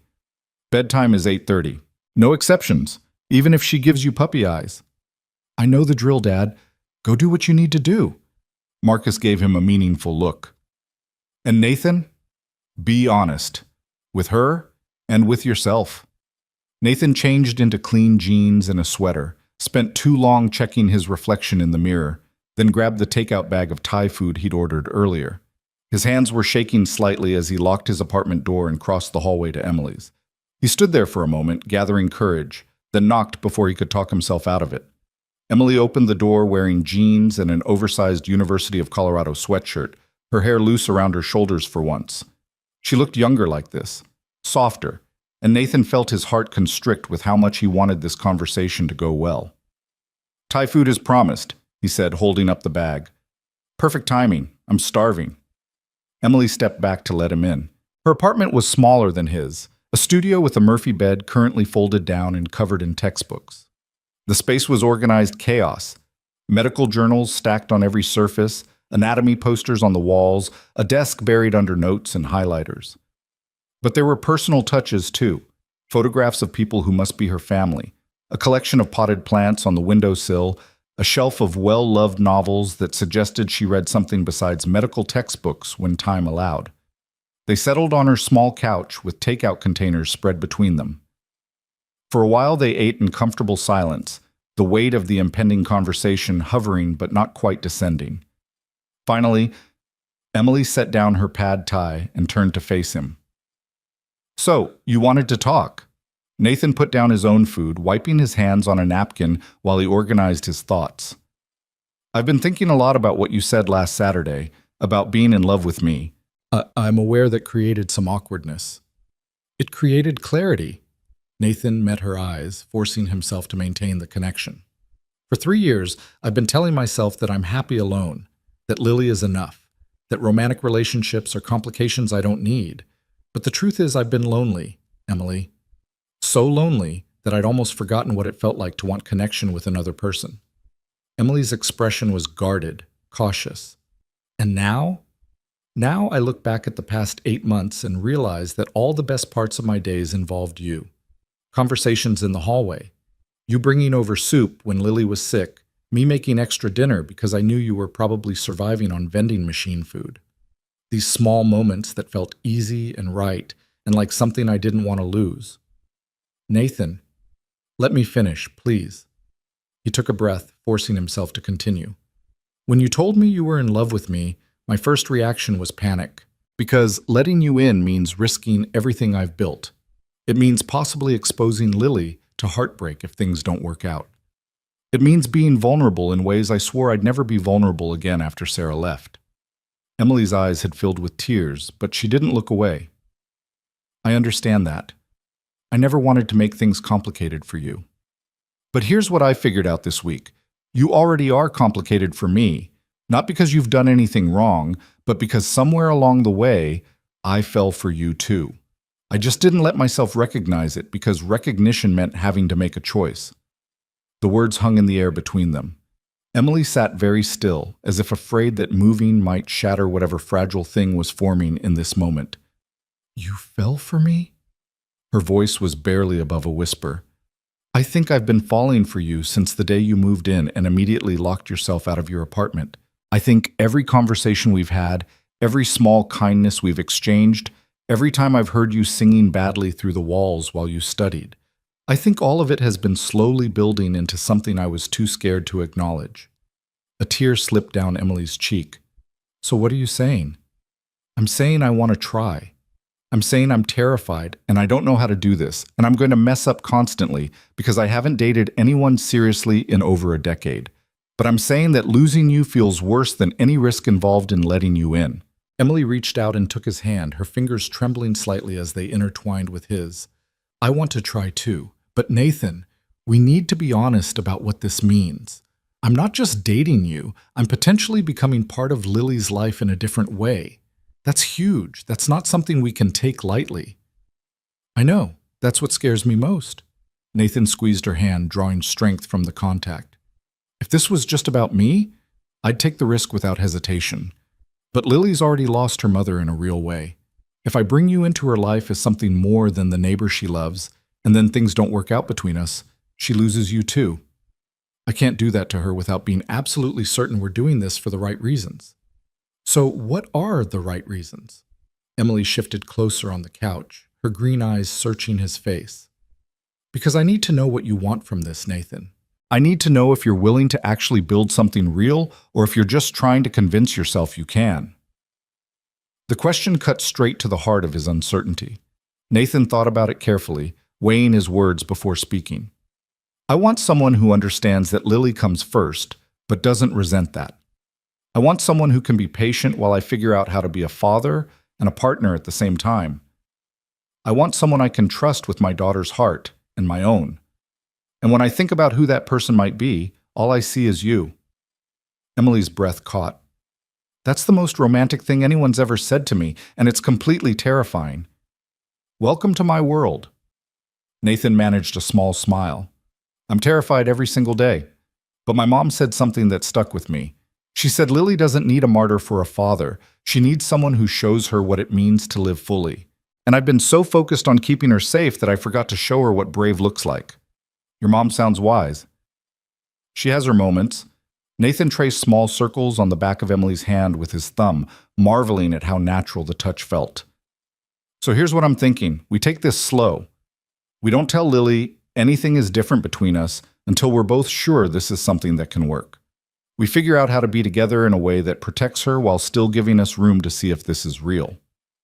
How slow are we talking? Emily asked. Because I've already been in love with you for months.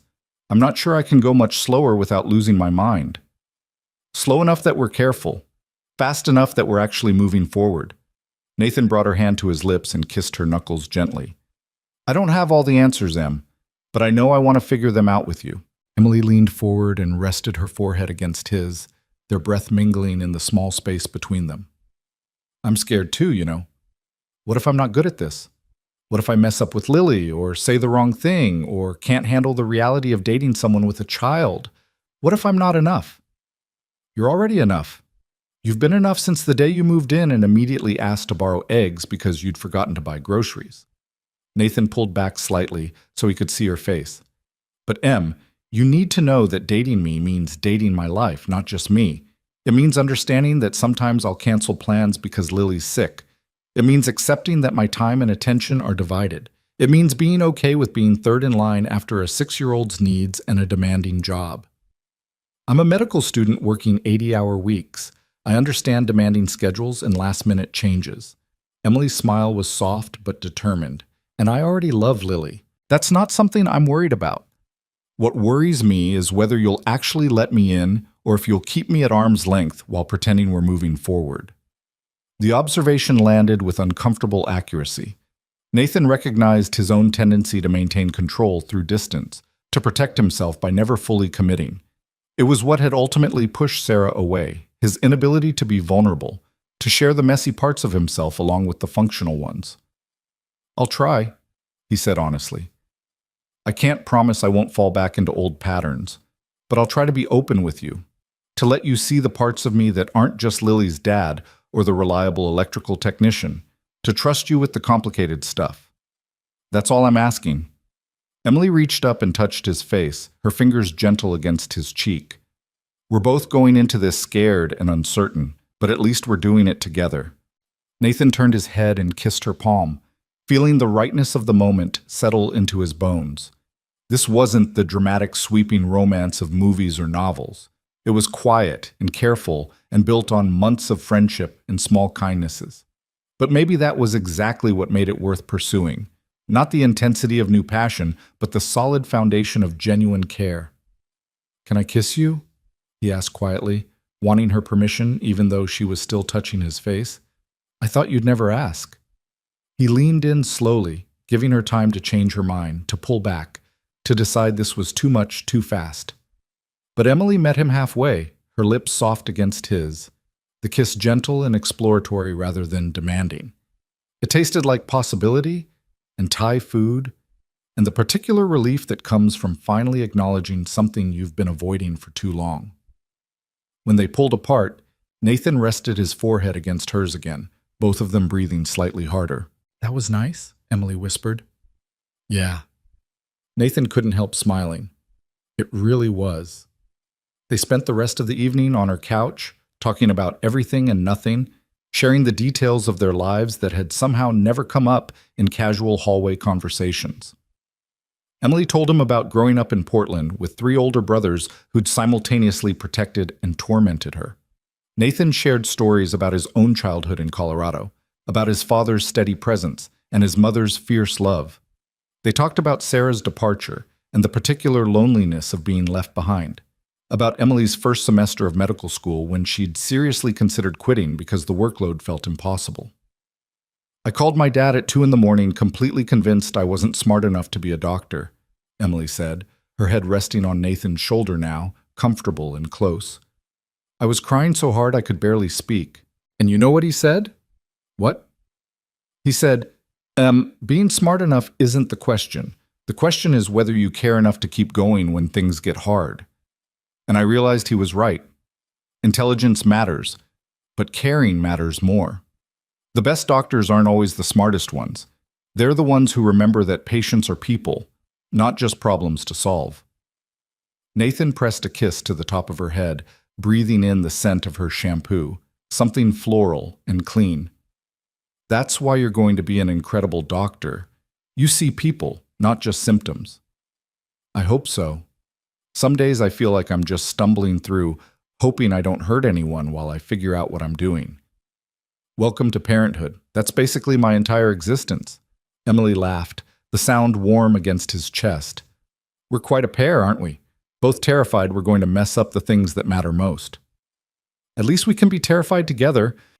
Nathan glanced at his phone and saw it was nearly 11. He should get back to check on Lily and let Marcus go home. But leaving felt wrong, like stepping away from something fragile that needed protection and attention to survive. Emily must have sensed his hesitation because she sat up and gave him a gentle smile. "Go check on Lily. Make sure Marcus hasn't taught her any bad habits." "He definitely has. That man has no concept of appropriate bedtime protocols." "Then you better get over there before she's convinced bedtime is just a suggestion." Emily walked him to the door, her hand still holding his. "Nathan, thank you for being brave enough to try this. I know it's not easy for you. Thank you for being patient with my fear, and for not giving up on me when I was being an idiot. Well, you're my favorite idiot." She kissed him once more, brief and sweet. "Text me tomorrow?" "Definitely." Nathan crossed the hallway feeling lighter than he had in months, maybe years. When he opened his apartment door, he found Marcus sprawled on the couch watching late-night television with the volume low. "She asleep?" Nathan asked quietly.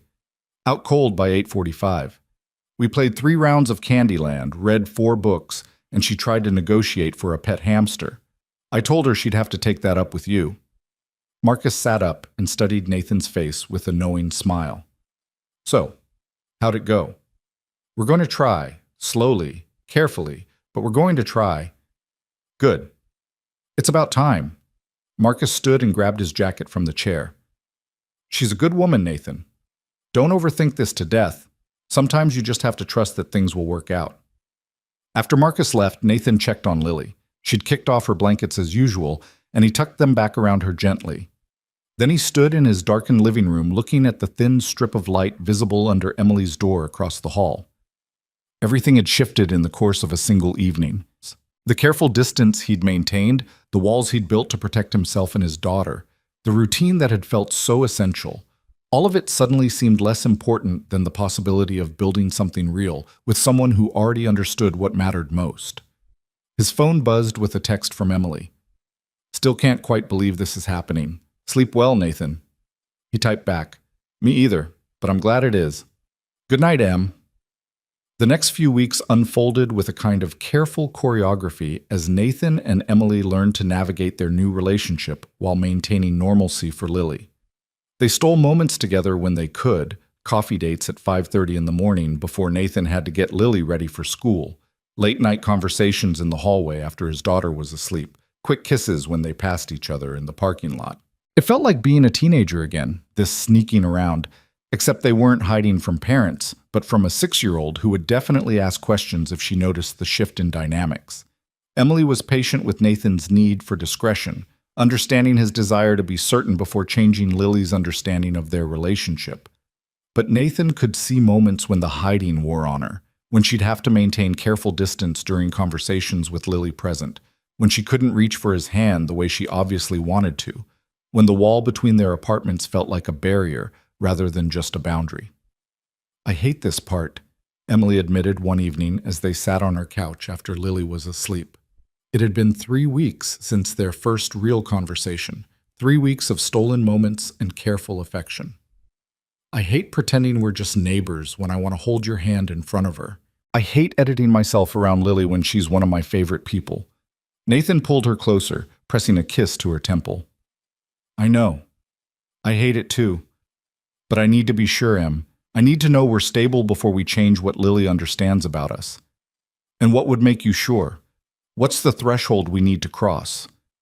It was a fair question, and Nathan had been wrestling with it himself. When would he know? How many dates? How many conversations? How much time had to pass before he could trust that this was real and lasting? The truth was, there was no formula, no clear answer. At some point, he'd have to take a leap of faith. "I think I need to see us handle conflict," Nathan said slowly, working through his thoughts as he spoke. "Right now, everything is easy because we're still in the honeymoon phase. But what happens when we disagree about something important? What happens when your schedule conflicts with my time with Lily? What happens when the reality of dating a single parent stops being sweet and starts being inconvenient?" Emily was quiet for a moment, her fingers tracing patterns on his arm. "You're waiting for me to prove I won't leave." "No." "Yes. Maybe." Nathan sighed, frustrated with himself. "I'm sorry. I know that's not fair to you. You're not Sarah. But I can't stop thinking about how excited Lily was when Sarah and I first got together. How much she'll invest if we tell her we're dating, and how destroyed she'll be if this doesn't work out." "Nathan, look at me." Emily sat up and turned to face him directly.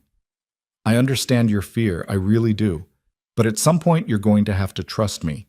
Not because I've proven I'm perfect, or because we've been together for some arbitrary amount of time, but because relationships require trust even when it's scary. Especially when it's scary. I do trust you." "Then show me. Not by telling Lily before you're ready. I'm not asking for that. But stop waiting for me to fail. Stop looking for reasons this won't work. Start believing that maybe, just maybe, I'm in this for real." Her words hit him hard because they were true. He had been waiting for failure, expecting disappointment, anticipating the moment when Emily would realize that dating him was more trouble than it was worth. It was easier to expect the worst than to hope for the best and risk being devastated when hope proved unfounded. "You're right," Nathan admitted quietly. "I've been so focused on protecting Lily that I haven't given us a real chance. I'm sorry. Don't apologize. Just try." Emily took his face in her hands, forcing him to meet her eyes. "Try to believe that I love you. Try to believe that Lily being your priority doesn't make you less lovable. It makes you more. Try to believe that this can work." Nathan kissed her then, pouring into the contact all the hope and fear and tentative belief he couldn't quite put into words. When they pulled apart, he rested his forehead against hers in the gesture that had become their signature. "I'll try," he promised, "starting now." The opportunity to test that promise came sooner than Nathan expected. 2 days later, Lily woke up with a fever and a cough that sounded like it had migrated from her chest. Nathan called in sick to work and spent the day administering medicine, pushing fluids, and reading stories to his miserable daughter. By evening, her fever had spiked to 103, and Nathan made the decision to take her to urgent care. He was carrying Lily to his car. She was too exhausted to walk when Emily's car pulled into the parking lot. She took one look at them and immediately parked, jumping out with her medical bag in hand. "What's wrong?" she asked, already in doctor mode. "Fever of 103, bad cough. I'm taking her to urgent care." Emily moved to Lily and gently pressed her hand to the girl's forehead, her professional assessment immediate and thorough. How long has she been like this? Fever started this morning, got worse through the day. Let me listen to her lungs. Emily pulled out her stethoscope, and Lily was too sick to even be curious about the medical equipment. After a moment, Emily straightened up with a concerned expression. She's wheezing. Could be bronchitis or early pneumonia. You're right to take her in. Want me to come with you? Nathan's first instinct was to say no, that he could handle this alone the way he'd handled everything else. But Lily looked so small and sick in his arms, and Emily's offer came from genuine care rather than obligation. Besides, having a medical student along might actually be helpful. Yeah, that would be good. They piled into Nathan's car, Emily in the back seat with Lily's head resting on her lap while Nathan drove to the nearest urgent care facility. During the drive, Emily kept up a gentle stream of conversation with Lily, distracting her from feeling miserable by asking about school and friends and what stories she wanted to hear when she felt better. Miss Emily, why are you here? Lily asked at one point, her voice hoarse and tired. Because your dad's my friend, and friends help each other when things are hard. Plus, I know some stuff about medicine that might be useful. Are you going to be my doctor? No, sweetie, I'm still learning to be a doctor, but I'll stay with you and your dad until we know you're going to be okay. The urgent care wait was long and uncomfortable. Nathan filled out paperwork while Emily sat with Lily, keeping her calm and distracted. When they were finally called back, Emily asked intelligent questions of the attending physician, translated medical jargon for Nathan, and advocated for Lily in ways that made Nathan realize how out of his depth he usually felt in medical settings. The diagnosis was bronchitis, treatable with antibiotics and rest. By the time they made it back to the apartment complex at nearly 11 at night, Lily was medicated and already feeling slightly better. Nathan carried her upstairs while Emily grabbed the pharmacy bags, and they worked together to get Lily settled into bed with medicine administered and cool cloths ready in case the fever spiked again. Thank you, Nathan said once they were back in his living room, his voice rough with exhaustion and emotion. I couldn't have done that alone. Or I could have, but it would have been so much harder. Emily stepped into his space and wrapped her arms around him, offering comfort he hadn't realized he desperately needed. You don't have to do things alone anymore. That's what this is, letting someone help carry the weight. Nathan held her tightly, breathing in her presence and allowing himself to lean on her strength. This was what partnership looked like. Not grand gestures or dramatic declarations, but showing up when things were hard, offering support without being asked, staying present even when the situation was messy and inconvenient. Emily had proven something tonight that no amount of careful dating could have demonstrated, that she was willing to be there not just for the easy moments, but for the difficult ones too. Stay, he said quietly, the word barely above a whisper. Just for a little while. I don't want to be alone right now. Okay. They moved to the couch, and Nathan pulled Emily close, her head resting on his chest while his hand ran through her hair. The television played quietly in the background, some late-night show neither of them was really watching. Every 15 minutes, Nathan got up to check on Lily, and each time he returned, Emily was waiting for him with patient understanding. This is what it would be like, Nathan said during one of his returns from Lily's room. If we do this for real, this is what you're signing up for. Interrupted sleep, sick kids, plans that get canceled at the last minute. This is the reality of my life. I know, and I'm still here. Emily sat up and took his hand, her expression serious. Nathan, I need you to understand something. I'm not interested in dating some idealized version of you that doesn't include Lily or the complications of single parenthood. I'm interested in your real life, messy parts and all. If I wasn't, I would have walked away already. But what about later? What about when this stops being new and becomes just life? What about when you want to go out with friends but I can't find a babysitter? What about when you're exhausted from the hospital and I'm exhausted from parenting and neither of us has anything left to give each other? Then we'll figure it out. Together. Emily squeezed his hand. You keep waiting for me to reach my limit, to decide this is too much. But Nathan, I already know what I'm choosing. I knew it the first time I heard you singing Disney songs with Lily through the wall. I knew it when you brought me soup when I was sick, even though we barely knew each other. I knew it every single time I watched you put your daughter first without hesitation. That's not something I'm trying to compete with. That's something I admire about you." Nathan felt something crack open in his chest, some tightly held fear loosening its grip. "I'm going to mess this up. I'm going to disappoint you sometimes. And I'm going to mess up too. I'm going to work too many hours and be too tired and probably say the wrong thing when you need support. We're both human. We're both going to fail sometimes. But that doesn't mean we shouldn't try." They sat together in the quiet apartment, the only sounds Lily's occasional cough from the bedroom and the low murmur of the television. Nathan felt exhausted, but also strangely peaceful, as if something essential had shifted into place. Emily had seen him at his most stressed and vulnerable, had witnessed the reality of his life without filters or pretense, and she was still here. She was still choosing this, choosing him, choosing the complicated package deal he represented. Around 1 in the morning, Nathan walked Emily to her door. She had an early shift at the hospital in just a few hours, and he needed to get some sleep before Lily woke up needing attention. "Text me tomorrow with updates on how she's doing," Emily said, lingering in her doorway. "I will. And Em? Thank you for everything tonight." That's what people do when they love each other. They show up. She kissed him softly, then pulled back with a small smile. "Get some sleep. Tomorrow's going to be a long day." Nathan returned to his apartment and checked on Lily one more time. Her fever had broken, and she was sleeping peacefully. He stood in her doorway, watching her breathe, thinking about Emily's words. That's what people do when they love each other. They show up. It was such a simple concept, but Nathan realized he'd spent 3 years believing he had to show up alone, that accepting help was a weakness rather than a strength. Maybe it was time to let someone share the load. Maybe it was time to trust that loving someone didn't mean losing himself or failing his daughter. Maybe it was time to believe that family could expand rather than fracture, that opening his heart didn't have to mean risking everything he'd built. The next 2 weeks passed with Lily recovering from her bronchitis and Nathan's relationship with Emily deepening in ways that felt both natural and profound.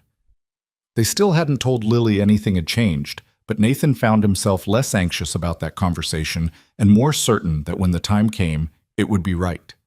Emily integrated into their lives more seamlessly than Nathan had imagined possible. She brought soup when Lily was recovering, helped with homework on evenings when she wasn't at the hospital, joined them for a movie night that felt so natural, Lily didn't even comment on how normal it seemed to have Miss Emily sitting on the couch between her and her father. "I like when Miss Emily hangs out with us," Lily said one evening after Emily had left for a night shift.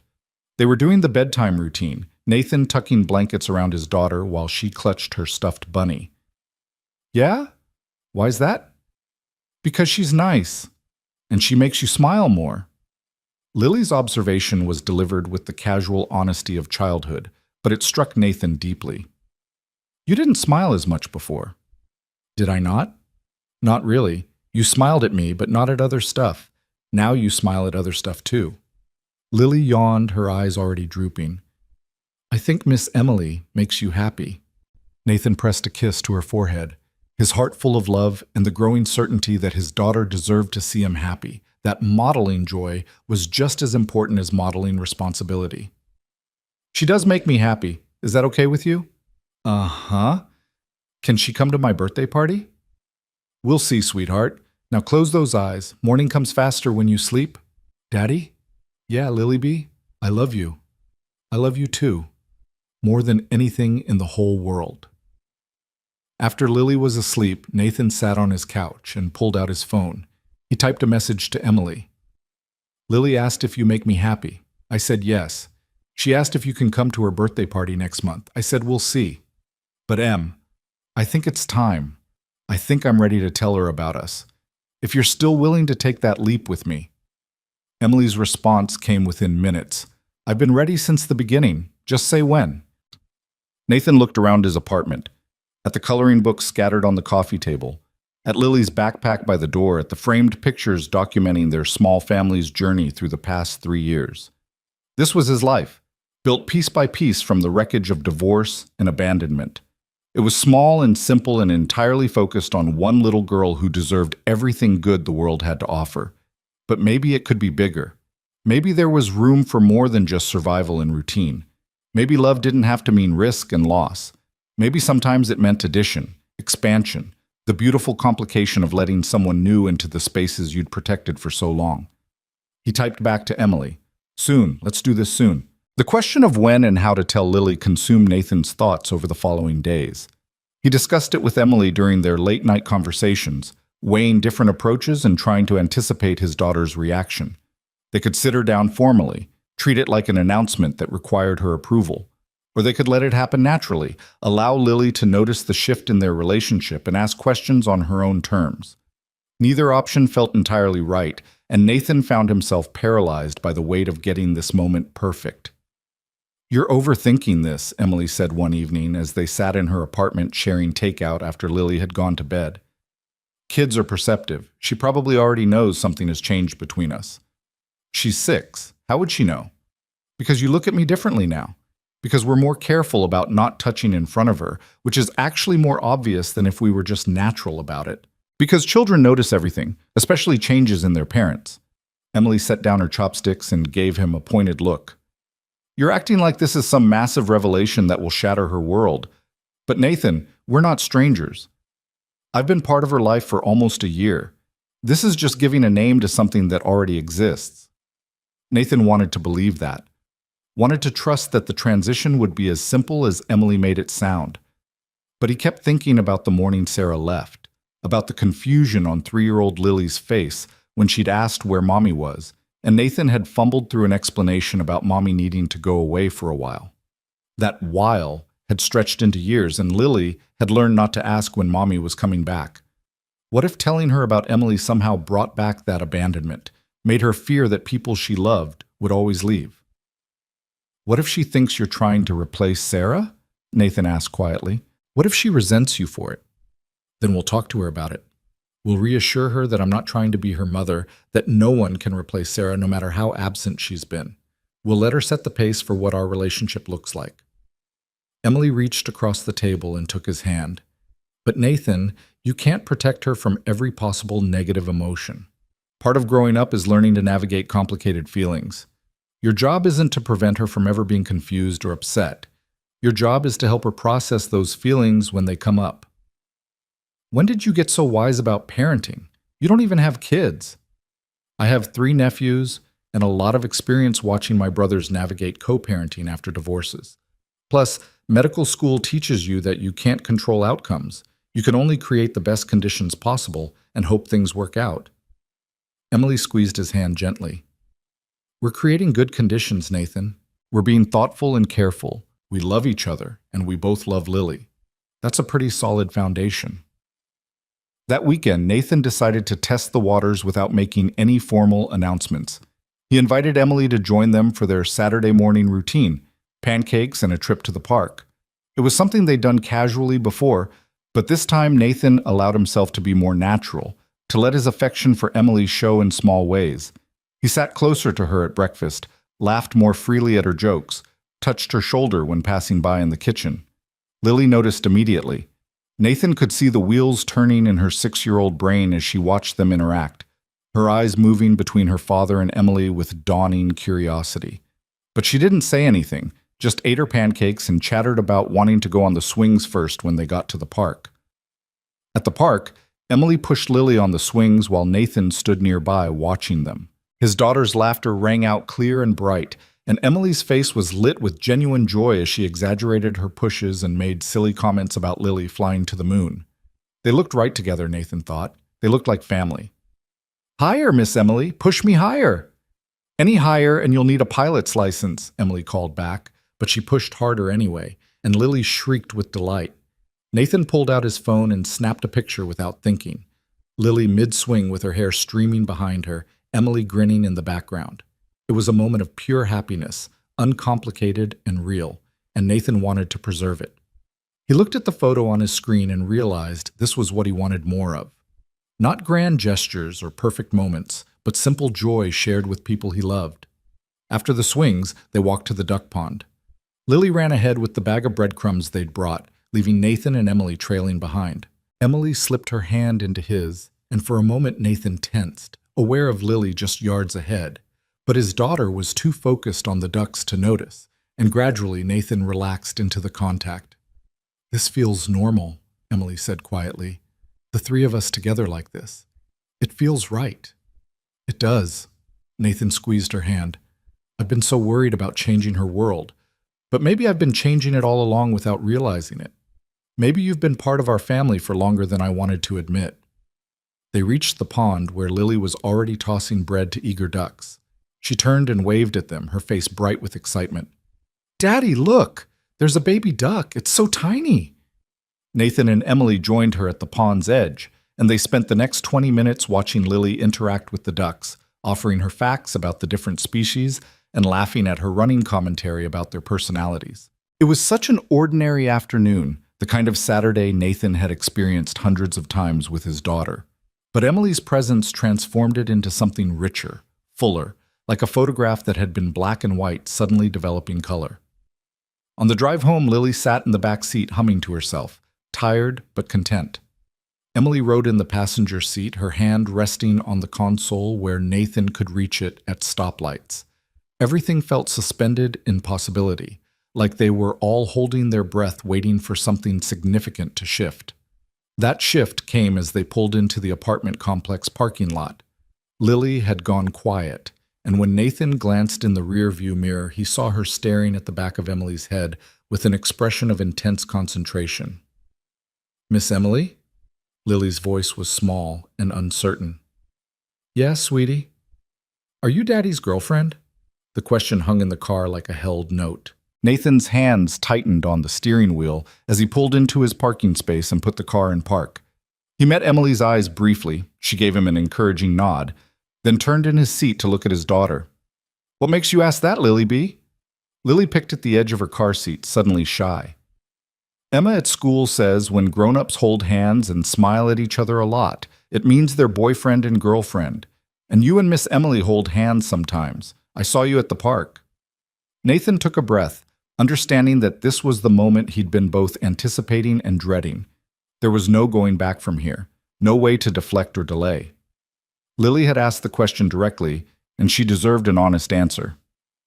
Can we talk about this inside? Nathan asked gently. I think this is an important conversation to have where we're comfortable. Lily nodded solemnly, and they all got out of the car. The walk up to the apartment felt longer than usual, each step weighted with significance. Once inside, Nathan guided Lily to the couch and sat beside her while Emily took the chair across from them, giving them space but remaining present. You're right, Nathan said, taking Lily's small hands in his. Emily and I are more than just friends. We care about each other in a special way, and we wanted to tell you about it when the time was right. Lily's eyes were huge and serious. So she is your girlfriend? Yes, she is. How do you feel about that? Lily was quiet for a long moment, processing. Nathan could see the emotions playing across her face. Surprise, curiosity, something that might have been worry. Finally, she looked past him to Emily. Miss Emily, do you love my daddy? Emily leaned forward in her chair, meeting Lily's eyes with complete honesty. I do love your daddy. Very much. And do you love me too? I love you too, Lily. I have since the first time we made cookies together, and you told me all about your unicorn collection. You're one of my favorite people in the whole world. Lily turned back to Nathan, her small forehead creased with thought. Is Miss Emily going to be my new mommy? Nathan felt his heart constrict. This was the question he'd feared most, the complication he'd tried to prepare for but didn't know how to navigate. No, sweetheart. Emily isn't trying to be your mommy. You have a mommy, even if she's not here very much. Emily is just Emily, someone who cares about both of us and wants to spend time with us. But if you love each other, doesn't that mean she'll live here and be my mommy? Emily stood and moved to kneel in front of Lily, putting herself at eye level with the girl. Lily, I want you to understand something really important. I'm not trying to take anyone's place. Your dad is the most important person in your life, and you're the most important person in his life. I'm just hoping there's room for me too. Not as a replacement for anybody, but as someone who gets to be part of your family. What if I don't want you to be part of our family? The question came out small and scared, and Nathan saw Emily flinch slightly before recovering her composure. Then we'll respect that, Emily said gently.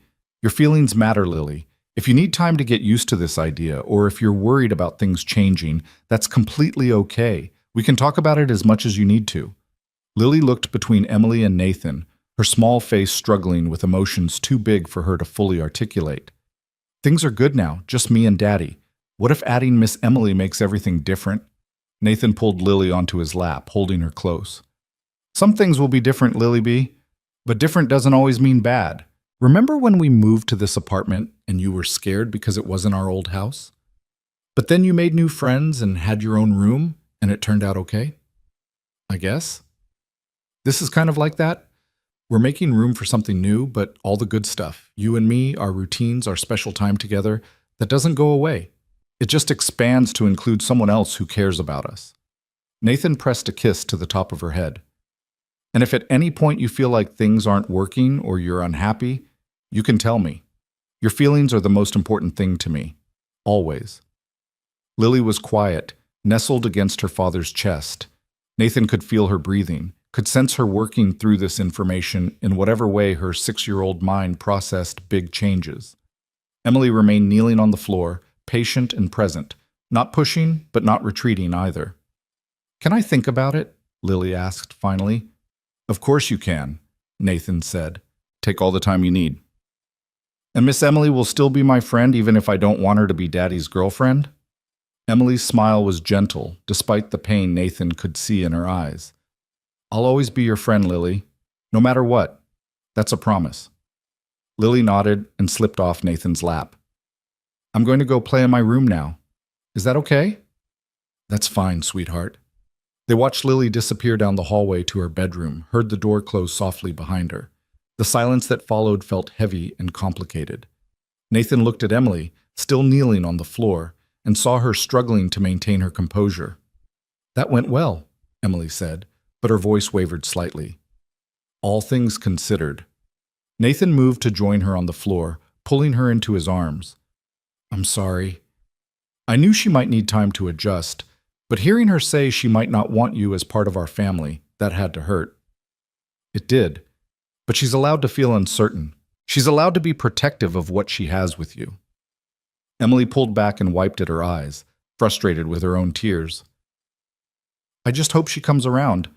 I hope she sees that I'm not trying to take anything from her, just add to what already exists. She will. She just needs time to process. Nathan hoped he sounded more confident than he felt. Lily's a sensitive kid. Big changes scare her, but she's also incredibly loving and open once she feels safe with something new. They sat together on the living room floor, the afternoon sun casting long shadows across the carpet. Nathan could hear Lily moving around in her room, the soft sounds of toys being rearranged, and her voice talking quietly to her stuffed animals. She was processing in her own way, working through her feelings in the private space of childhood play. What if she doesn't come around? Emily asked quietly.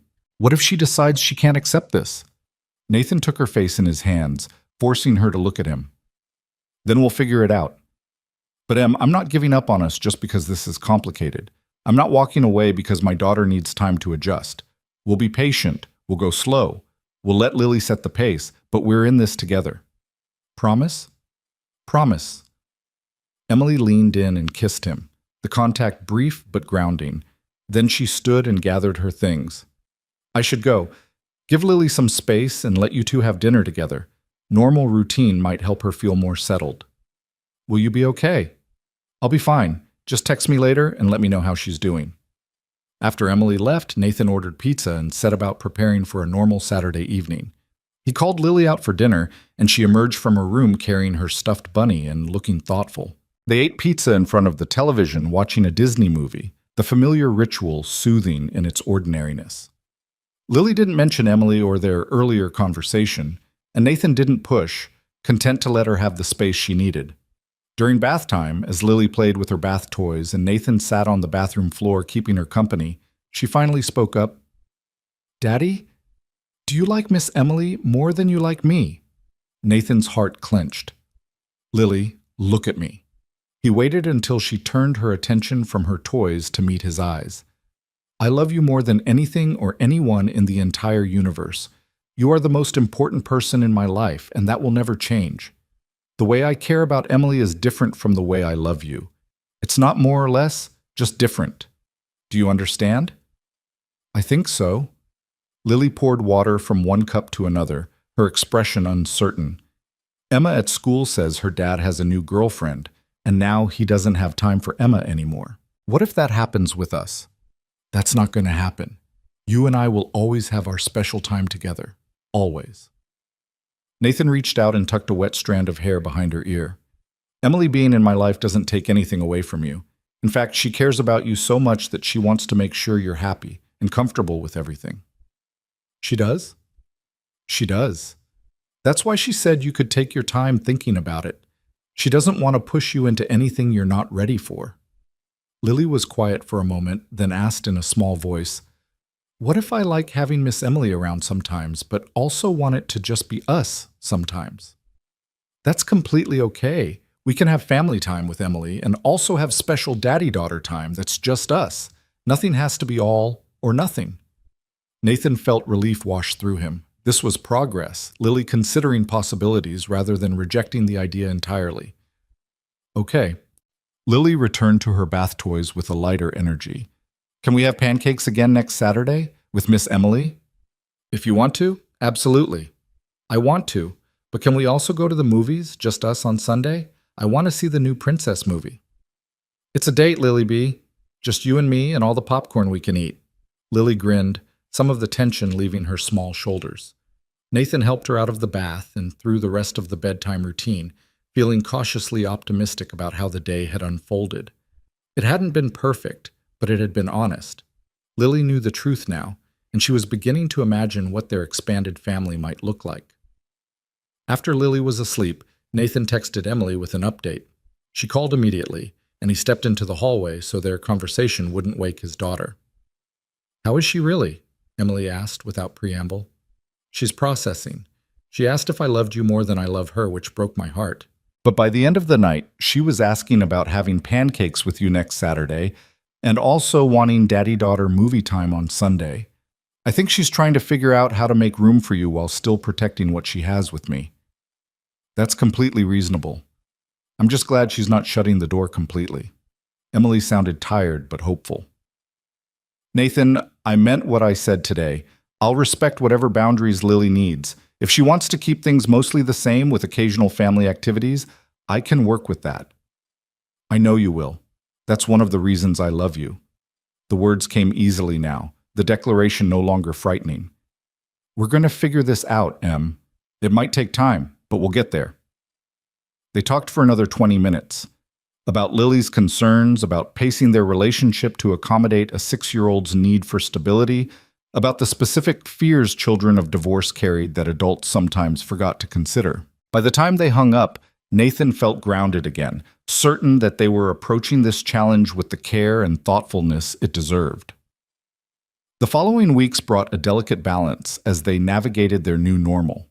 Emily joined them for breakfast on Saturday mornings, but she left before they started the rest of their day, giving Nathan and Lily their usual father-daughter time. She came to dinner on Wednesday evenings when her hospital schedule allowed, but she made sure to leave before Lily's bedtime so their routine remained unchanged. She was present, but not overwhelming, adding to their lives without disrupting the foundation Nathan had built. Slowly, Nathan watched Lily's guardedness soften. She started asking when Miss Emily was coming over. She requested that Emily help with a school project about the human body, trusting her medical expertise. She began including Emily in her drawings of family, placing her figure slightly apart from Nathan and Lily, but still clearly part of the picture. One evening, about 3 weeks after their conversation, Lily was coloring at the kitchen table while Nathan prepared dinner, and Emily studied her medical textbooks on the couch. It was a scene of comfortable domesticity, the three of them existing in the same space with easy familiarity. Nathan was chopping vegetables when Lily's voice cut through the quiet. "Miss Emily, can I ask you something?" "Of course, sweetie." "If you're Daddy's girlfriend, does that mean you're going to get married?" Nathan's knife stilled on the cutting board. He glanced over at Emily, who'd set down her textbook and was giving Lily her full attention. "I don't know," Emily answered honestly.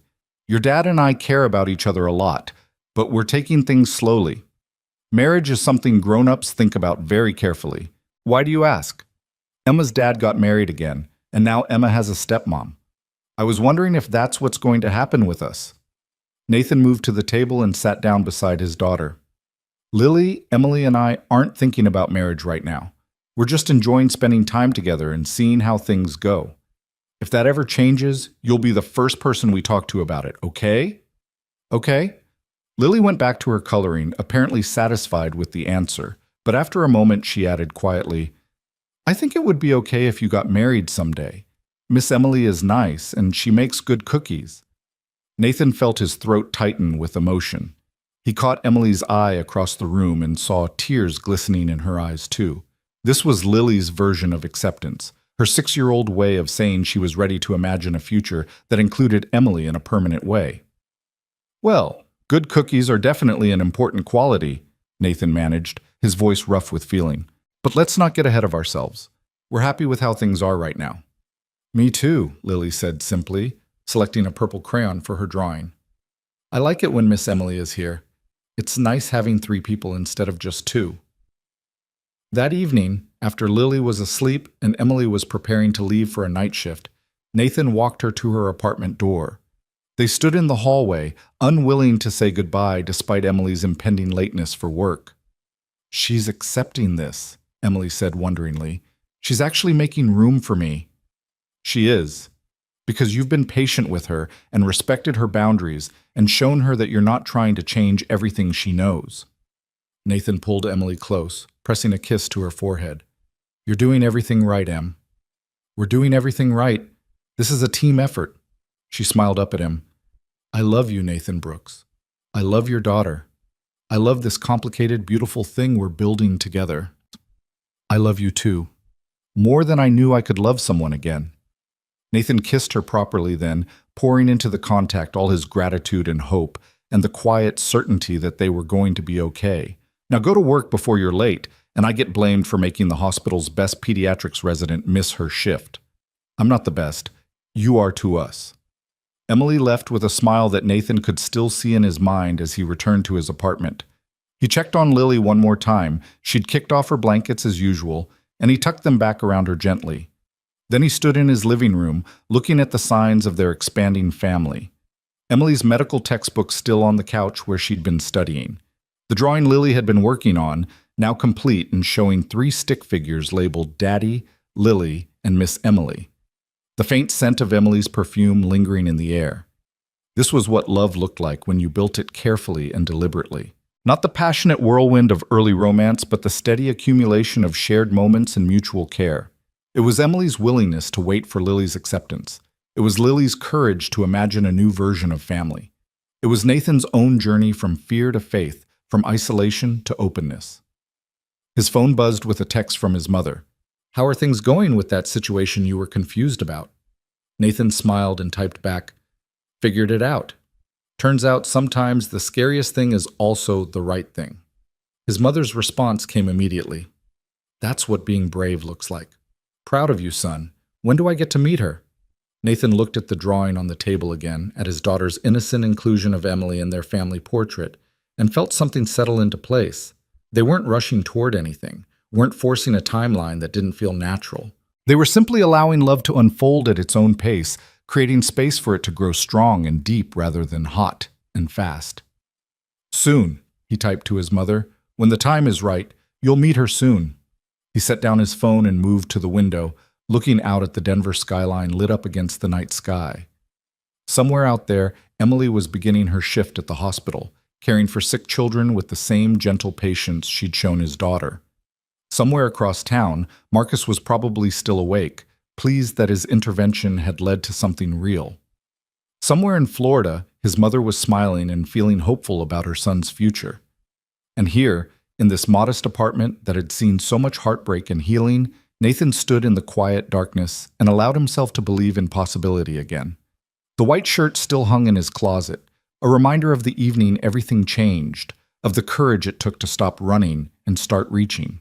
He'd put it on thinking he was getting ready for a date with a stranger, never imagining he'd end the night discovering he was already in love with the woman next door. Life had a way of surprising you like that, Nathan thought, You made your plans and built your walls and convinced yourself you had everything figured out.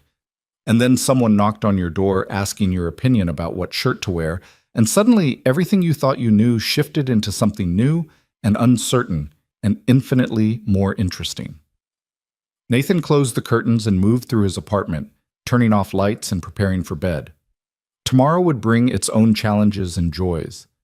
Sunday breakfast with Lily, that movie date they'd promised each other, maybe an afternoon text from Emily between her rounds at the hospital. The routine would continue, but it would continue with hope threaded through it now, with the knowledge that isolation was a choice rather than a requirement. He fell asleep thinking about Emily's smile, about Lily's growing acceptance, about the family they were becoming one careful day at a time. And for the first time in 3 years, Nathan's dreams weren't haunted by loss and abandonment. Instead, they were filled with quiet mornings and shared laughter and the gentle promise of a future built on trust rather than fear. The months that followed brought a rhythm to their lives that felt both new and inevitable, as if this configuration of family had always been waiting to take shape. Winter settled over Denver with its characteristic intensity, bringing snow that transformed the city into something clean and crystalline. Nathan watched his daughter and Emily build a lopsided snowman in the apartment complex courtyard one Saturday afternoon, their laughter rising like steam in the cold air, and felt a contentment so profound it almost frightened him. Emily had moved more fully into their lives without any single dramatic moment of transition. She kept her own apartment. That boundary felt important to maintain for now, but her presence became woven through their daily existence in ways both practical and profound. She attended Lily's school winter concert, sitting beside Nathan and applauding enthusiastically when his daughter sang off-key with her classmates. She helped with homework on evenings when Nathan was running late from work. She joined their Sunday morning pancake tradition, and Lily had stopped calling her Miss Emily, the title dropping away naturally until she was just Emily, a person who belonged. But belonging brought its own complications. One evening in late January, Nathan arrived home from work to find Emily and Lily in the middle of a disagreement about bedtime.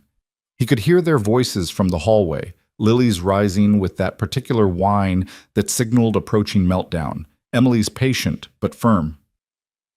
"Lily, your dad said bedtime is 8:30. It's already 8:45. "But you're not my mom. You can't tell me when to go to bed." Nathan opened the door to find them facing off in the living room, Lily's arms crossed defiantly across her chest, Emily's expression caught between hurt and frustration. Both of them turned when he entered, and Nathan felt the weight of being caught between them, of having to navigate a conflict that had no easy resolution. "What's going on?" he asked carefully, setting down his work bag. "Emily's trying to make me go to bed, and it's not even late." Lily's voice carried that edge of tears that meant she was overtired and working herself into a state. "It's almost 9 o'clock, Lily B. That's definitely past bedtime." Nathan moved into the living room, reading the tension in Emily's shoulders. "Why don't you go brush your teeth and get into your pajamas? I'll be there in a minute to tuck you in." "But Daddy—" "Now, please." Lily stomped off toward the bathroom, her displeasure evident in every heavy footfall. Nathan waited until he heard the bathroom door close before turning to Emily. "I'm sorry," Emily said immediately. "I shouldn't have pushed. I know bedtime is your territory, but she kept negotiating for just 5 more minutes, and I thought I was helping by enforcing the rules you've set. But then she pulled out the 'you're not my mom' card, and I didn't know how to respond to that." Nathan pulled her into a hug, feeling her tension gradually ease. "You were helping. Lily knows her bedtime. She was testing you because that's what kids do. They push boundaries to see if they'll hold. The fact that she tried that argument means she sees you as someone with authority in her life, which is actually progress, even if it doesn't feel like it right now." "It feels like I overstepped." "You didn't. But this is the complicated part we knew was coming. You're not her mother, and we can't pretend you are, but you're also not just a family friend anymore. We're figuring out what role you do play, and that means sometimes there will be moments like this where the boundaries aren't clear." Nathan pulled back to look at her face. "Are you okay?" "Just rattled. I hate conflict, especially with Lily. I want her to see me as someone safe and supportive, not someone who makes her angry. She does see you that way. She's just tired and testing limits. Tomorrow she'll probably act like nothing happened. Nathan kissed her forehead. Let me go handle bedtime, and then we can talk about how to navigate these situations better going forward. Lily was in her pajamas when Nathan entered her room, sitting on her bed with her arms still crossed and her expression mutinous. He sat beside her and waited, knowing better than to force conversation when she was in this mood. I don't like when Emily tries to be the boss of me, Lily said finally. Emily wasn't trying to be the boss. She was helping make sure you followed the rules we already have. That's different. But you're my dad. You're supposed to be in charge.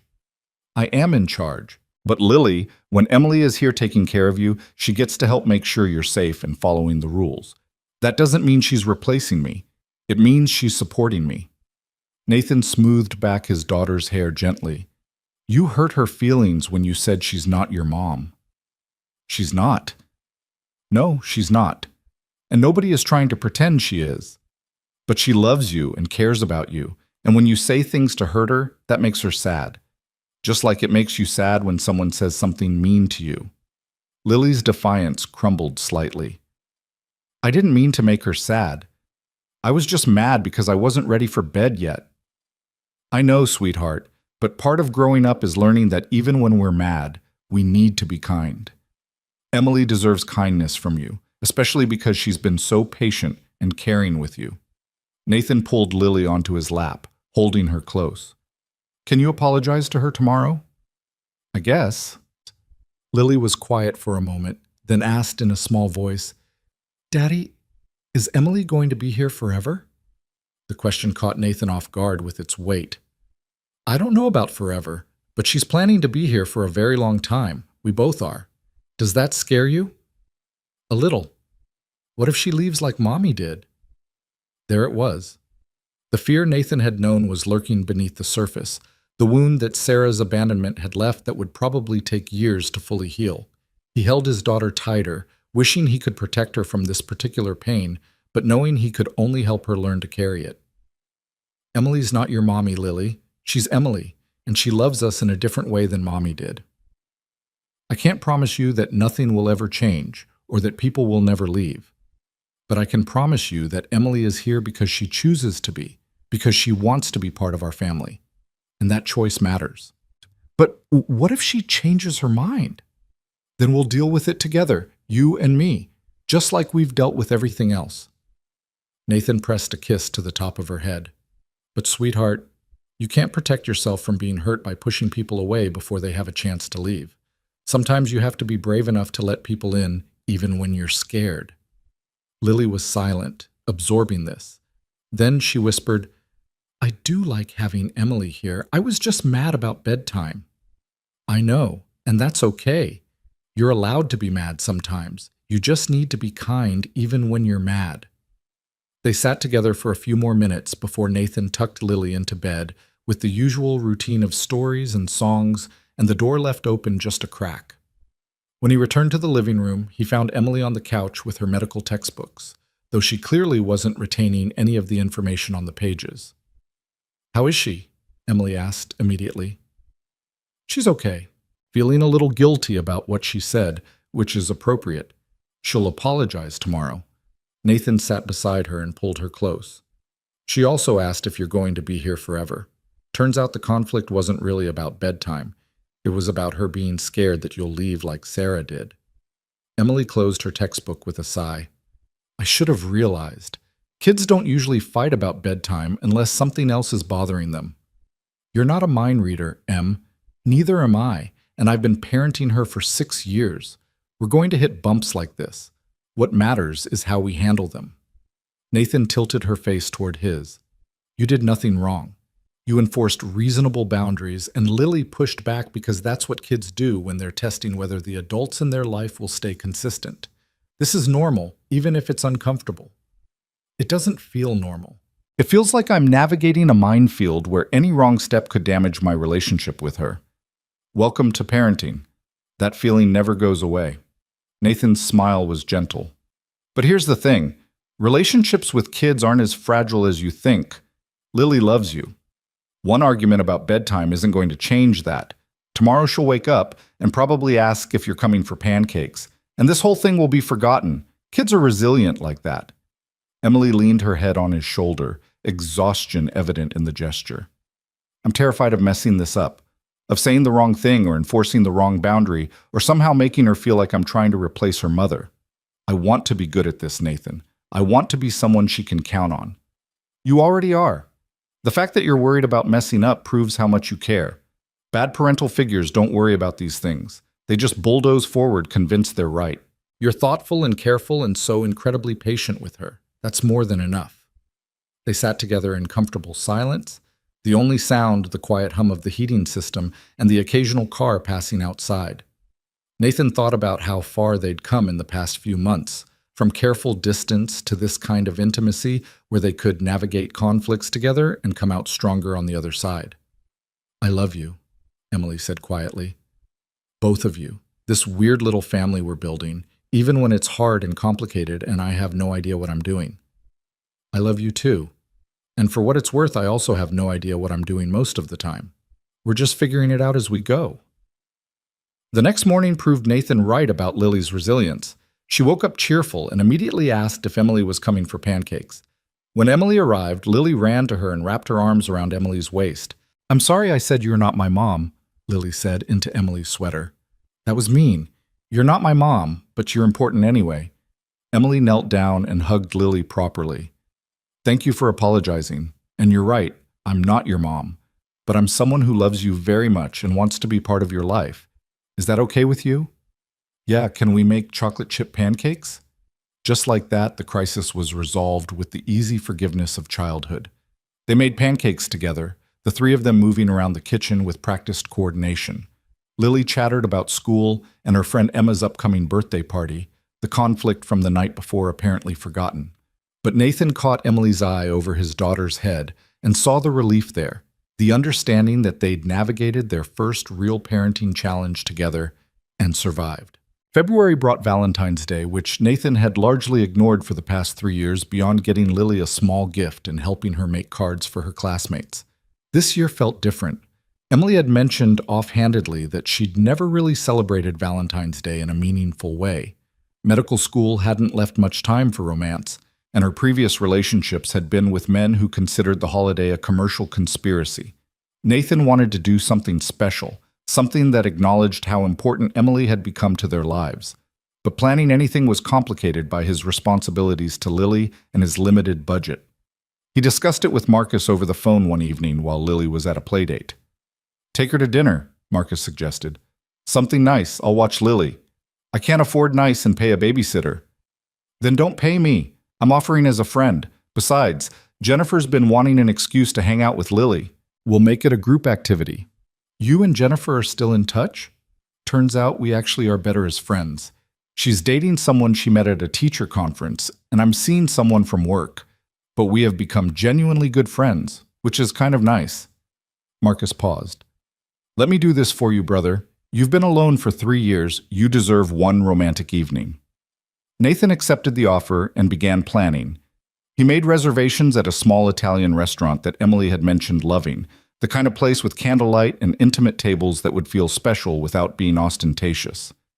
He bought her flowers, not roses, which felt too generic, but a mixed bouquet of wildflowers that reminded him of her unpretentious beauty. He even retrieved the white shirt from his closet, the one Emily had picked out all those months ago, and had it professionally cleaned. On Valentine's evening, Nathan dropped Lily off at Marcus's apartment where Jennifer was already waiting with art supplies and Disney movies. His daughter barely noticed his departure, already absorbed in the activities they'd planned. Nathan drove to Emily's apartment with nerves fluttering in his stomach like he was 16 again and picking up a date for prom. Emily answered her door wearing a simple green dress that matched her eyes, her hair falling in soft waves around her shoulders. She looked beautiful and slightly nervous, her usual confidence tempered by the significance of the evening. You look incredible, Nathan said, offering her the flowers. You're wearing the white shirt. Emily's smile was radiant as she took the bouquet. The same shirt you wore on your date with Jennifer. Seemed fitting.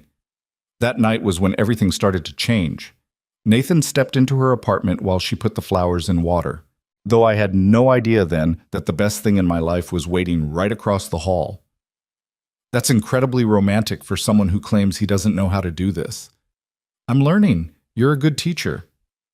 Dinner was perfect in the way that simple things often are when shared with the right person. They talked about everything and nothing, laughed over shared memories, and made plans for the future. Emily told him about a potential pediatric fellowship she was considering, then immediately worried aloud about whether taking it would mean less time for him and Lily. You have to pursue your career, Nathan said firmly. Your dreams don't become less important just because you're in a relationship. We'll figure out how to make it work. That's what I love about you, Emily said, reaching across the table to take his hand. You don't ask me to choose between my ambitions and our relationship. You assume we can have both. Because we can. It might require creativity and compromise, but we can make it work.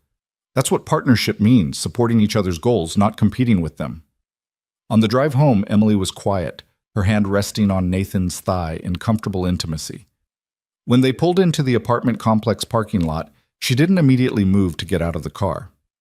Nathan, can I ask you something? Anything.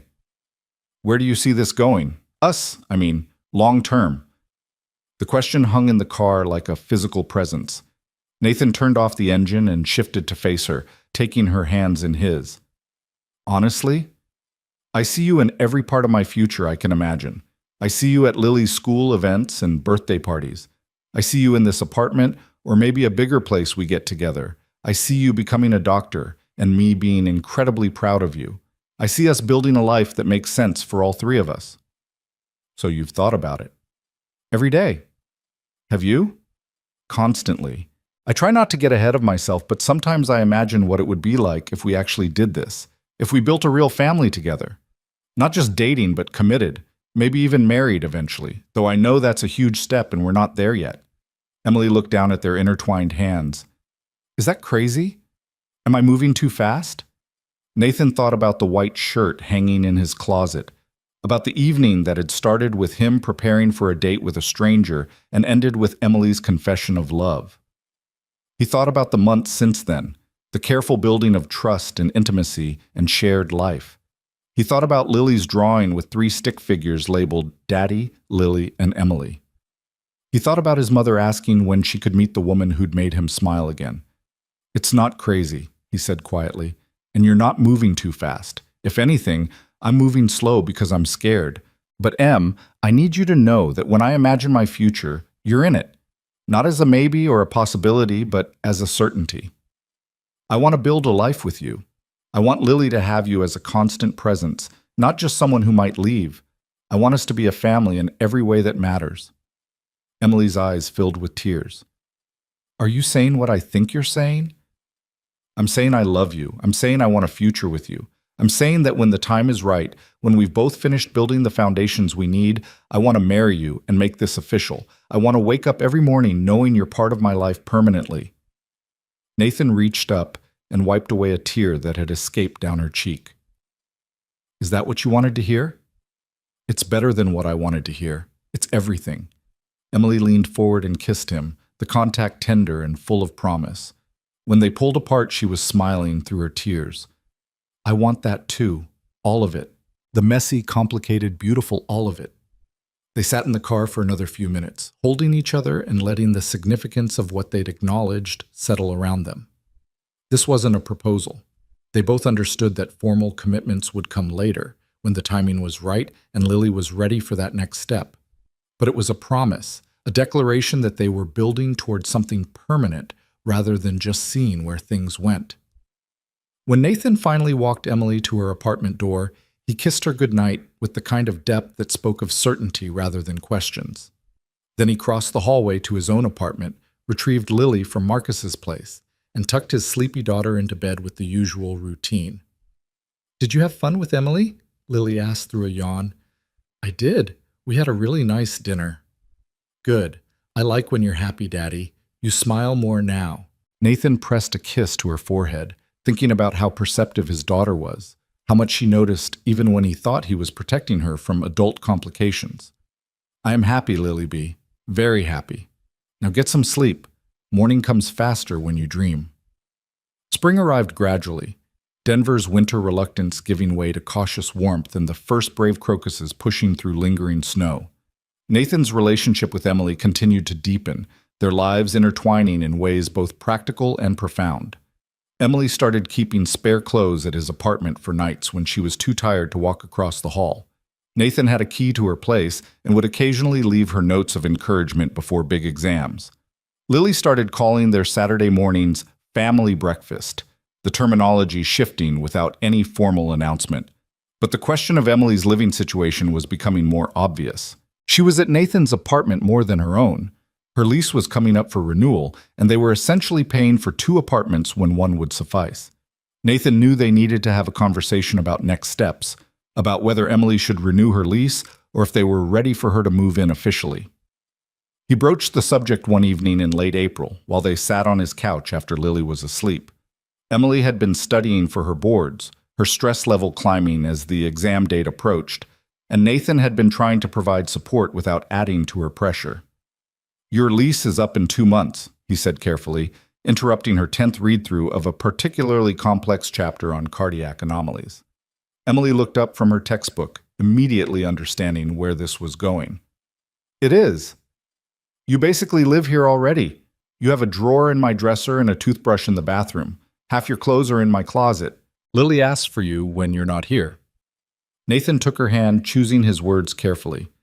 "I'm not trying to pressure you, but I think we need to talk about whether it makes sense for you to renew that lease or if we're ready to make this official. You want me to move in? I want us to be honest about what we already are. We're not just dating anymore, Em. We're building a life together. Paying for 2 apartments when you sleep here 5 nights a week seems wasteful, but this is a huge decision and it has to feel right for both of us, especially for Lily." Emily set down her textbook, her full attention on him now. "Have you talked to Lily about this?" "Not yet. I wanted to see how you felt first. If you're not ready, then there's no point in bringing it up with her." "I'm ready," Emily said immediately, then paused. "Actually, that's not entirely true. I'm terrified. Moving in together is a big step. It means we're committed in a way that's much harder to walk away from if things get difficult. And with Lily involved, the stakes feel even higher. But Nathan, I'm ready to be terrified with you. I'm ready to take that leap." They talked late into the night about logistics and concerns and what this would mean for each of them. Emily worried about losing her independence, about the pressure of being seen as a parental figure to Lily all the time rather than occasionally. Nathan worried about whether his small apartment could actually accommodate 3 people comfortably, whether they should consider finding a bigger place together. They discussed boundaries and expectations, how they'd navigate conflicts and maintain their individual identities while building a shared life. By the time Emily left for her own apartment at 2 in the morning, she still had studying to finish. They'd agreed on a plan. They'd talked to Lily together about Emily potentially moving in. If Lily was comfortable with the idea, they'd start the process of combining households. They wouldn't rush it, would give Lily time to adjust to each change, but they'd move forward with intention rather than continuing to drift in this liminal space between dating and commitment. The conversation with Lily happened on a Saturday morning during their family breakfast. Nathan and Emily had agreed to be straightforward but low-key, to present it as a natural progression rather than a dramatic change. "Lily, Emily and I want to talk to you about something," Nathan began as they cleared away pancake plates. "Emily's apartment lease is ending soon, and we've been thinking that since she's here so much anyway, maybe it would make sense for her to move in with us. What do you think about that?" Lily looked between them, processing this information with the seriousness it deserved. "Like she'd live here all the time?" "Yes," Emily said gently. "I'd officially move in and we'd all share this space. But Lily, your room would still be your room. Your time with your dad would still be protected. Nothing about our routines would have to change unless you wanted them to." "Where would you sleep?" "With your dad, in his room, just like when I stay over now, but permanently." Lily was quiet for a moment, her small forehead creased in thought. "What if I don't like it? What if I want it to go back to just me and Daddy?" "Then we'd talk about it," Nathan said firmly. "Your feelings matter, Lily. If having Emily here all the time makes you uncomfortable, we need to know that. This is your home too." "But you want her to move in?" "I do, but only if you're okay with it. Emily and I are partners, and we want to build a life together. But you're part of that life, and your comfort and happiness are the most important things." Lily looked at Emily with an expression that reminded Nathan painfully of himself, cautious, weighing risk against reward, trying to protect a heart that had already been broken once. Emily, if you move in and then change your mind and leave, that would be really sad. Emily slid off her chair and knelt beside Lily, taking the girl's hands. You're right, it would be really sad. But Lily, I'm not planning to change my mind. I love your dad, and I love you. I want to be here for family breakfasts and helping with homework and watching you grow up. I want to be part of this family for real, not just visiting. Does that sound okay to you? I guess. Lily bit her lip, then added quietly, I like when you're here. The apartment feels more full. But what if my friends think it's weird that you live here, but you're not my mom? Then you can explain that families come in all different shapes, Nathan said. Some kids have two parents who live together. Some have parents who live apart. Some have step-parents or grandparents or other people who help take care of them. There's no one right way to be a family. Emma has a stepmom, Lily said thoughtfully. She says it was weird at first, but now it's normal. Is Emily going to be my stepmom? Nathan and Emily exchanged a glance. They'd discussed this possibility, but hadn't settled on terminology. Emily answered carefully, I think that's something we can figure out over time. Right now, I'm just Emily. If someday you want to think of me as a stepmom, that would be okay, but there's no pressure. I'm happy just being Emily who loves you and lives with you and helps take care of you. Lily nodded slowly. Okay, Emily can move in, but we're still doing family breakfast every Saturday, right? Absolutely, Nathan confirmed. That's non-negotiable. And I still get to have special time just with you sometimes? Always. That will never change, Lily B. Okay. Then it's okay. Lily hopped off her chair with the resilience of childhood, apparently considering the matter settled. Can we go to the park now? Just like that, the decision was made. Over the next 6 weeks, Emily gradually moved her belongings from her apartment across the hall into Nathan's space. They purged and reorganized, making room for Emily's medical textbooks and clothes and the small personal items that transformed the apartment from Nathan's space into their space. Lily helped enthusiastically, treating Emily's move as an extended project that involved lots of decisions about where things should go and whether they needed new furniture. The actual moving day in early June was chaotic and wonderful. Marcus and Jennifer came to help, along with 2 of Emily's med school friends. They hauled boxes and furniture, argued good-naturedly about the best way to arrange the living room, and ordered pizza for dinner because everyone was too exhausted to cook. Lily was everywhere at once, excited and helpful, and occasionally underfoot in the way of children who want to participate in adult activities. That evening, after everyone had left and Lily was asleep in her room, Nathan and Emily stood in their bedroom looking at the space they now officially shared. Emily's clothes hung beside his in the closet. Her books filled the shelves they'd installed.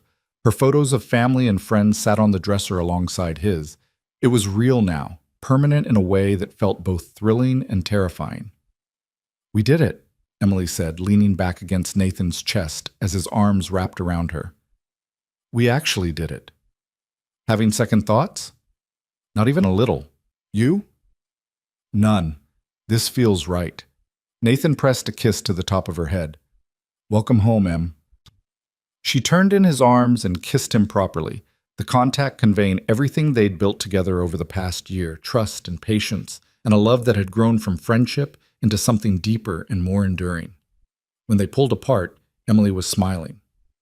I never imagined this when I moved into that apartment across the hall. I was just looking for a quiet place to study and sleep between hospital shifts. I never thought I'd find a family. I never imagined it either. I'd convinced myself I was fine alone, that Lily and I had everything we needed. Turns out I was wrong. They got ready for bed together, navigating the new routine of shared space with easy coordination. As Nathan set his alarm and Emily plugged in her phone, he thought about how natural this felt, how right.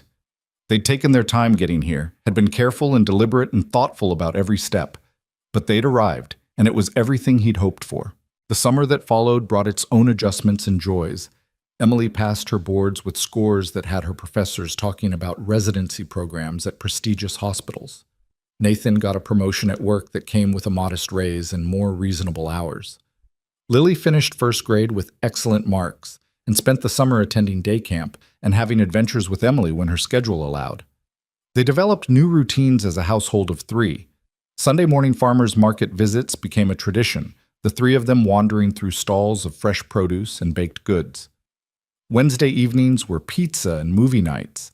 Saturday mornings remained sacrosanct for family breakfast. But now Emily made the pancakes while Nathan handled the bacon and Lily set the table. There were difficult moments too. Emily and Nathan had their first real fight in August over household responsibilities, both of them exhausted and snapping at each other before finally sitting down to actually communicate about division of labor and expectations. Lily tested boundaries with Emily, occasionally trying to play them against each other until Nathan and Emily learned to present a united front. The apartment that had felt spacious for two people sometimes felt cramped with three, especially when Emily was studying for a big exam and needed quiet while Lily wanted to play. But they worked through each challenge with the same careful intention they'd brought to building their relationship. They talked honestly about frustrations and fears. They apologized when they were wrong and forgave each other's mistakes. They remembered that they were a team, that problems were meant to be solved together rather than held as weapons against each other. One evening in September, a year and 1 month after Emily's initial confession of love, Nathan came home from work to find his apartment transformed. Candles lit the living room, their favorite takeout was warming in the oven, and Emily stood in the kitchen wearing one of his old college t-shirts and looking nervous. "What's all this?" Nathan asked, setting down his work bag. "It's our anniversary." "Sort of. It's been a year since I told you I loved you, since everything changed between us. I wanted to mark the occasion." Emily moved toward him, taking his hands. "This year has been the best year of my life, Nathan. Moving in together, building a family with you and Lily, learning what it means to actually partner with someone. It's been everything I never knew I wanted." Nathan pulled her close, overwhelmed by love and gratitude for this woman who'd taken a chance on him when he was too scared to take chances on himself. "It's been the best year of my life, too. You've transformed everything, Em. You've made me remember how to be more than just a father, how to be a whole person." "Where's Lily?" Emily asked after a moment. "Marcus picked her up after camp. She's sleeping over at his place tonight. Apparently this was a coordinated effort." "I might have made some calls." Emily grinned. "I wanted us to have an evening just the two of us, to remember why we started this in the first place." They ate dinner by candlelight, talking and laughing and reminiscing about the past year. After they'd cleaned up, Nathan noticed Emily seemed nervous again, fidgeting with her napkin and avoiding his eyes. "You okay?" he asked. "Yeah, there's one more thing." Emily stood and disappeared into the bedroom, returning with a small wrapped box. "I got you something. It's probably silly, but I saw it and thought of you." Nathan unwrapped the box to find a framed photograph he'd never seen before. It was the picture he'd taken at the park last fall. Lily mid-swing with Emily grinning in the background. But Emily had found it on his phone and had it professionally printed and framed. Across the bottom, she'd written in her neat handwriting, "The moment I knew we were a family." Nathan felt his throat tighten. "Em, this is perfect. I wanted you to have something that reminded you of where we started, of the moment you chose to stop being scared and start being brave." Emily moved to stand beside him, looking at the photo. "That day at the park, when you let yourself just be happy instead of worrying about all the ways things could go wrong, that's when I knew we'd be okay. That's when I knew you were ready to let me in." Nathan set the photo down carefully and pulled Emily into his arms. "I love you so much, more than I have words for." "I love you too, both of you, you and Lily, this family we've built." Emily pulled back and looked up at him. "Nathan, I know we've talked about the future in abstract terms, about maybe getting married someday, about building a life together. But I need you to know that I'm not waiting anymore. I'm ready for whatever comes next. Whenever you're ready." The words hung in the air between them, loaded with implication. Nathan thought about the ring he'd been slowly saving for, the proposal he'd been imagining but hadn't felt quite ready to execute. He thought about Lily and whether she was ready for that next step, whether adding legal and social weight to Emily's presence in their lives would feel like security or pressure. But mostly, he thought about Emily standing in their apartment that they shared, surrounded by the life they'd built together, offering him not an ultimatum, but a promise. She was ready. She'd been ready. The question was whether he could match her courage. "I'm ready too," Nathan heard himself say. "I don't have a ring yet, and this isn't how I plan to do this, but I want to marry you. I want to make this official. I want Lily to have you as a permanent part of her life legally, and not just emotionally. I want to build a future with you that's committed and intentional and permanent." Emily's eyes widened. "Are you proposing?" "I'm saying I want to, soon, properly, with a ring and a plan and Lily's blessing. But I need you to know that you're it for me. You're the person I want to wake up beside for the rest of my life. You're the person I want to navigate challenges with and celebrate victories with and just exist beside in all the ordinary moments that make up a life." Tears were streaming down Emily's face now, but she was smiling brilliantly. "Yes. I haven't actually asked yet. I don't care. Yes. To the proposal you're planning, and the ring you're saving for, and the life you're describing. Yes to all of it." Nathan laughed and kissed her, tasting salt from her tears and feeling joy expand in his chest like a physical force. They stood in their living room holding each other, the candles still flickering and the photo of their beginning sitting on the table nearby. This was it, Nathan thought. This was what love looked like when you built it carefully and deliberately, when you took the time to create a foundation strong enough to support a lifetime. The actual proposal happened 3 weeks later on a Saturday morning during family breakfast. Nathan had enlisted Lily's help, explaining that he wanted to ask Emily to marry them and making sure his daughter was comfortable with the idea. Lily had been enthusiastic, helping pick out a simple but beautiful ring and practicing how she'd present it to Emily. Emily suspected nothing when they sat down for pancakes that Saturday. She poured syrup and listened to Lily chatter about a school project and smiled at Nathan across the table with the easy contentment that had become characteristic of their mornings together. "Emily, can I ask you something?" Lily said suddenly, her small voice serious. "Of course, sweetheart. Do you want to be part of our family forever?" Emily glanced at Nathan, confused by the question. "I already am part of your family, Lily. But, officially, with the wedding and everything." Lily produced the ring box from beneath the table, her hands trembling slightly with excitement and nervousness. "Daddy and I want to know if you'll marry us, both of us, because we love you and we want you to stay forever." Emily's hands flew to her mouth, tears already forming in her eyes. She looked from Lily to Nathan, who'd moved to kneel beside his daughter, both of them offering her this moment together. You've transformed our lives in ways I can't adequately express," Nathan said, his voice rough with emotion. "You've made me remember what it means to be brave, to be open, to trust that good things can last. You've loved Lily without reservation and supported me without judgment. You've become essential to our happiness. Will you marry me? Will you officially become part of this family we've built?" Emily was crying in earnest now, nodding before she could even speak. "Yes. Yes, of course, yes." Lily opened the ring box and held it up, and Nathan took the ring and slid it onto Emily's finger. Then they were all crying and hugging and laughing, a tangle of 3 people who'd found each other through circumstances neither of them could have predicted. The pancakes grew cold on the table, forgotten in the significance of the moment, but none of them cared. Later that day, after they'd called family and friends with the news, after Lily had told everyone at the park that Emily was going to be her official stepmom, after the excitement had settled into quiet joy, Nathan stood at the bedroom window looking out at the Denver skyline. Emily came up behind him and wrapped her arms around his waist. "What are you thinking about?" she asked. "About a white shirt," Nathan said. "About a simple question that changed everything. About how sometimes the scariest thing you can do is also the exact right thing." Emily rested her head against his back. "I'm glad you were brave that night. Glad you came back from that date, and let me tell you the truth. I'm glad you were brave enough to tell it. Glad you didn't give up on me even when I was too scared to see what was right in front of me." They stood together in comfortable silence, watching the sun set over the city they both loved. Somewhere down the hall, Lily was playing in her room, singing to herself in the unconscious way of happy children. The apartment around them was filled with signs of the life they'd built. Photos on the walls, books on the shelves, the comfortable clutter of people who'd stopped being careful about keeping separate spaces. This was family, Nathan thought. Not the version he'd planned or expected, but the one he'd been brave enough to create when he'd stopped protecting himself and started reaching for possibility.